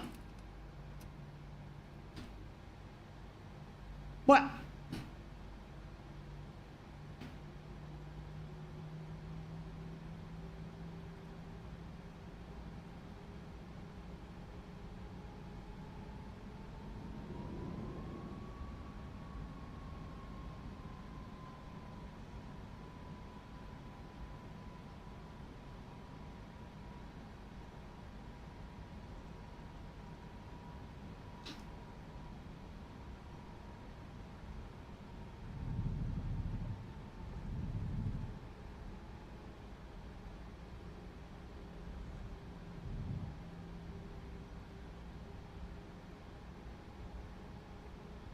Soms moet je ook niet altijd aan dingen komen, Harrit. Als dingen goed gaan, laten dingen goed gaan. Maar ja, achteraf is het ook zo van dat ik sommige dingen nog aan het leren ben. Met name op dit moment zelf de Boeing aan de grond te kunnen gaan zetten. Te gaan landen. Dat gaat nu nog niet altijd even goed.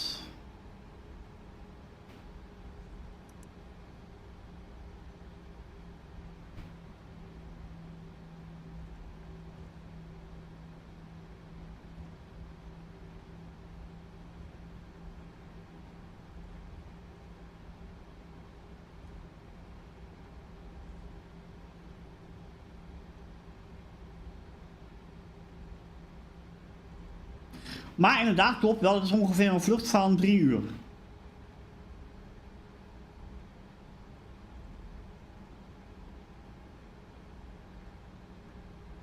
En dan hebben we gewoon geluk gehad dat we goede weercondities hebben.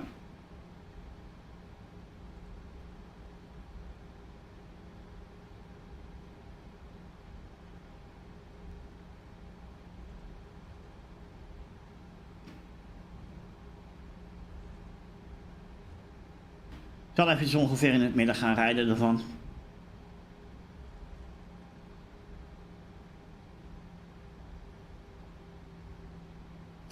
Mooi, dan kan even kijken. Deze kan uit. Oh nee, niet, die kan nog niet uit. Die moet nog aanblijven.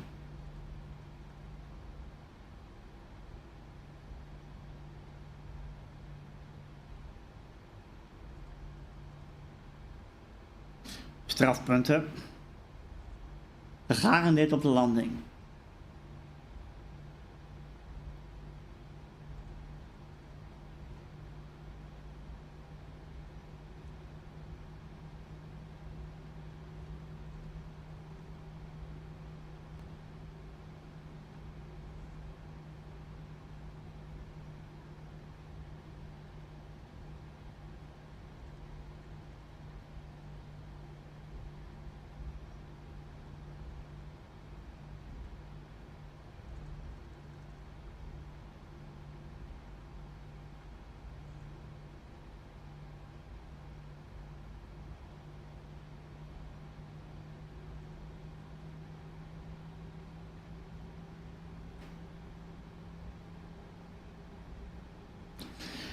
En dan kunnen we ontslag nemen bij Transavia.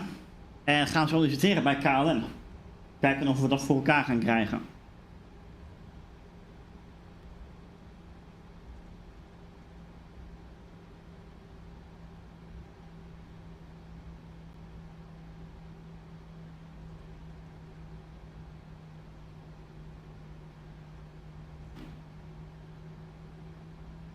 Want als we dat voor elkaar krijgen, dan kan ik gewoon vertrekken op een voortaan uit Amsterdam weg.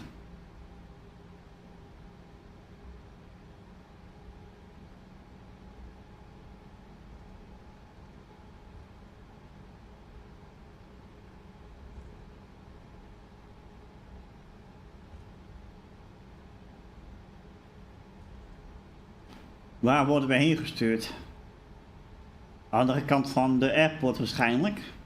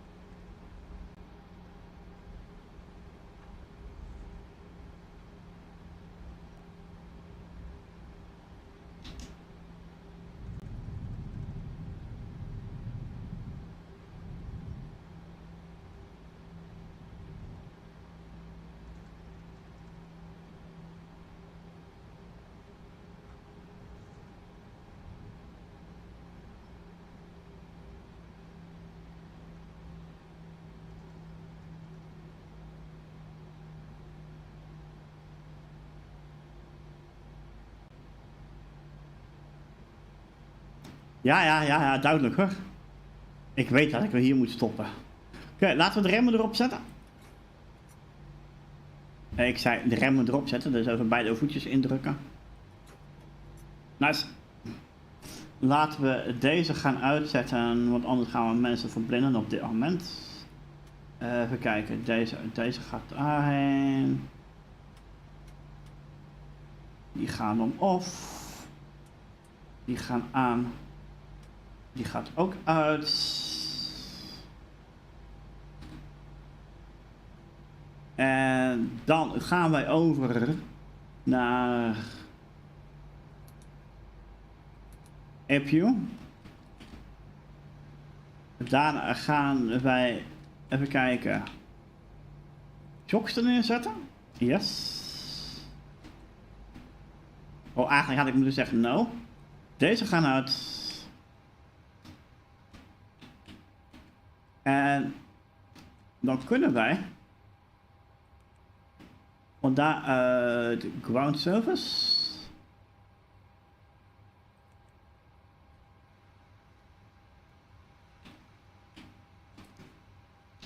Die kan trouwens uit mijn head tracking, yes. Nou, dan gaan we over naar ground power. En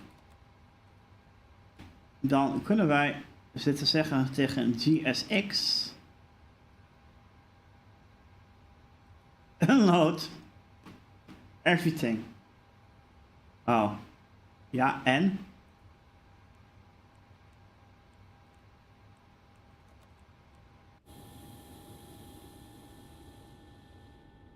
Dat een beetje verder naar voren gemoeten.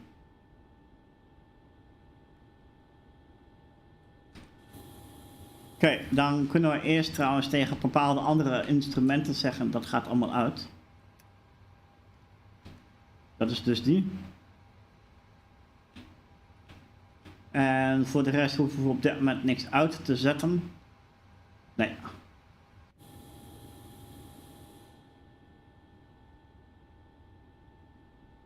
Mooi. We staan hier geparkeerd, zoals ik al eerder aangaf. Laat ik heel eventjes kijken wat ik precies heb gedaan. Want voor mij heb ik nou alle vluchten klaar. 10 stuks heb ik gedaan. Oh, er staat daar niks bij. Even kijken, 3 van de 30 geeft hij aan. Oké, ja, dat klopt. We hebben nou 10 vluchten gehad van het systeem waar ik mee werk op dit moment. Pilots Live 2 Chapter 2. En laat ik eens gaan kijken in mijn... Oh. Ja, I know, ik weet dat die empty is. In mijn logboek, daar moeten we even in kijken. En dan kunnen we hier al gaan kijken wat voor hanteringswoorden we ervan hebben gemaakt. Landing weight, min 458. Nou, nog op zich goed eigenlijk, hè? 84% van de scoren. En nu eens even kijken, wat gaat... Oké, ik zie dat er wat veranderd is eigenlijk bij mij. Want, even kijken hoor. Ik heb hier, zoals ik zie, eigenlijk alles aangehad. Zeg maar, alleen nog het enige waar het enige wat verkeerd ging, wat niet goed is, tenminste waar ja, ik niet goed heb, is die landing weight naar mijn idee. Goed. Maar het gaat beter. Ik ben hier toch iets vergeten blijkbaar, of iets niet goed gedaan. Kijken wat het is. Oh, mijn tail. Oké, mijn staart heeft blijkbaar de grond geraakt. Dat is apart. Goed. En een max spits van... Oké, dus we hebben 3 dingen waar we in zijn gefaald. En even kijken wat we hier al hebben. Totaal alles bij elkaar kunnen we zien waar we geland zijn. Zeg maar effectief. En dat is net hier al buiten ja. Wat dat. Maar wat ik meestal doe is dit soort zaken, een foto ervan maken en dan laat ik het AI ook zien. En dan laat ik het ook door AI concluderen van hoe ik het heb gedaan. Dat doe ik meestal ergens achter de schermen.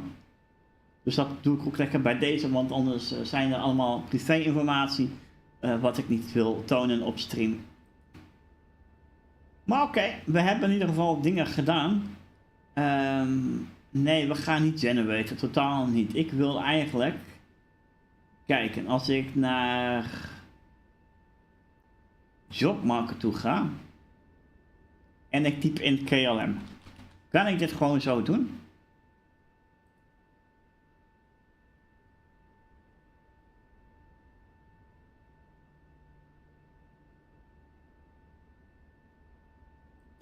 Oké, dus ik ga proberen om ontslag te nemen. Dat ga ik doen achter de schermen volledig. Niet dat ik zo meteen teleurgesteld raak, zeg maar dat ik wat keihard wordt afgewezen bij een KLM of zo, of wat dan ook. Dus voor nu wil ik jou bedanken voor het kijken naar deze mooie vlucht. Voor een dikke 3 uur. Ik heb ervoor genoten. Ik hoop jij ook. En ik zou zeggen, tot de volgende stream. Ciao, ciao. Hoi.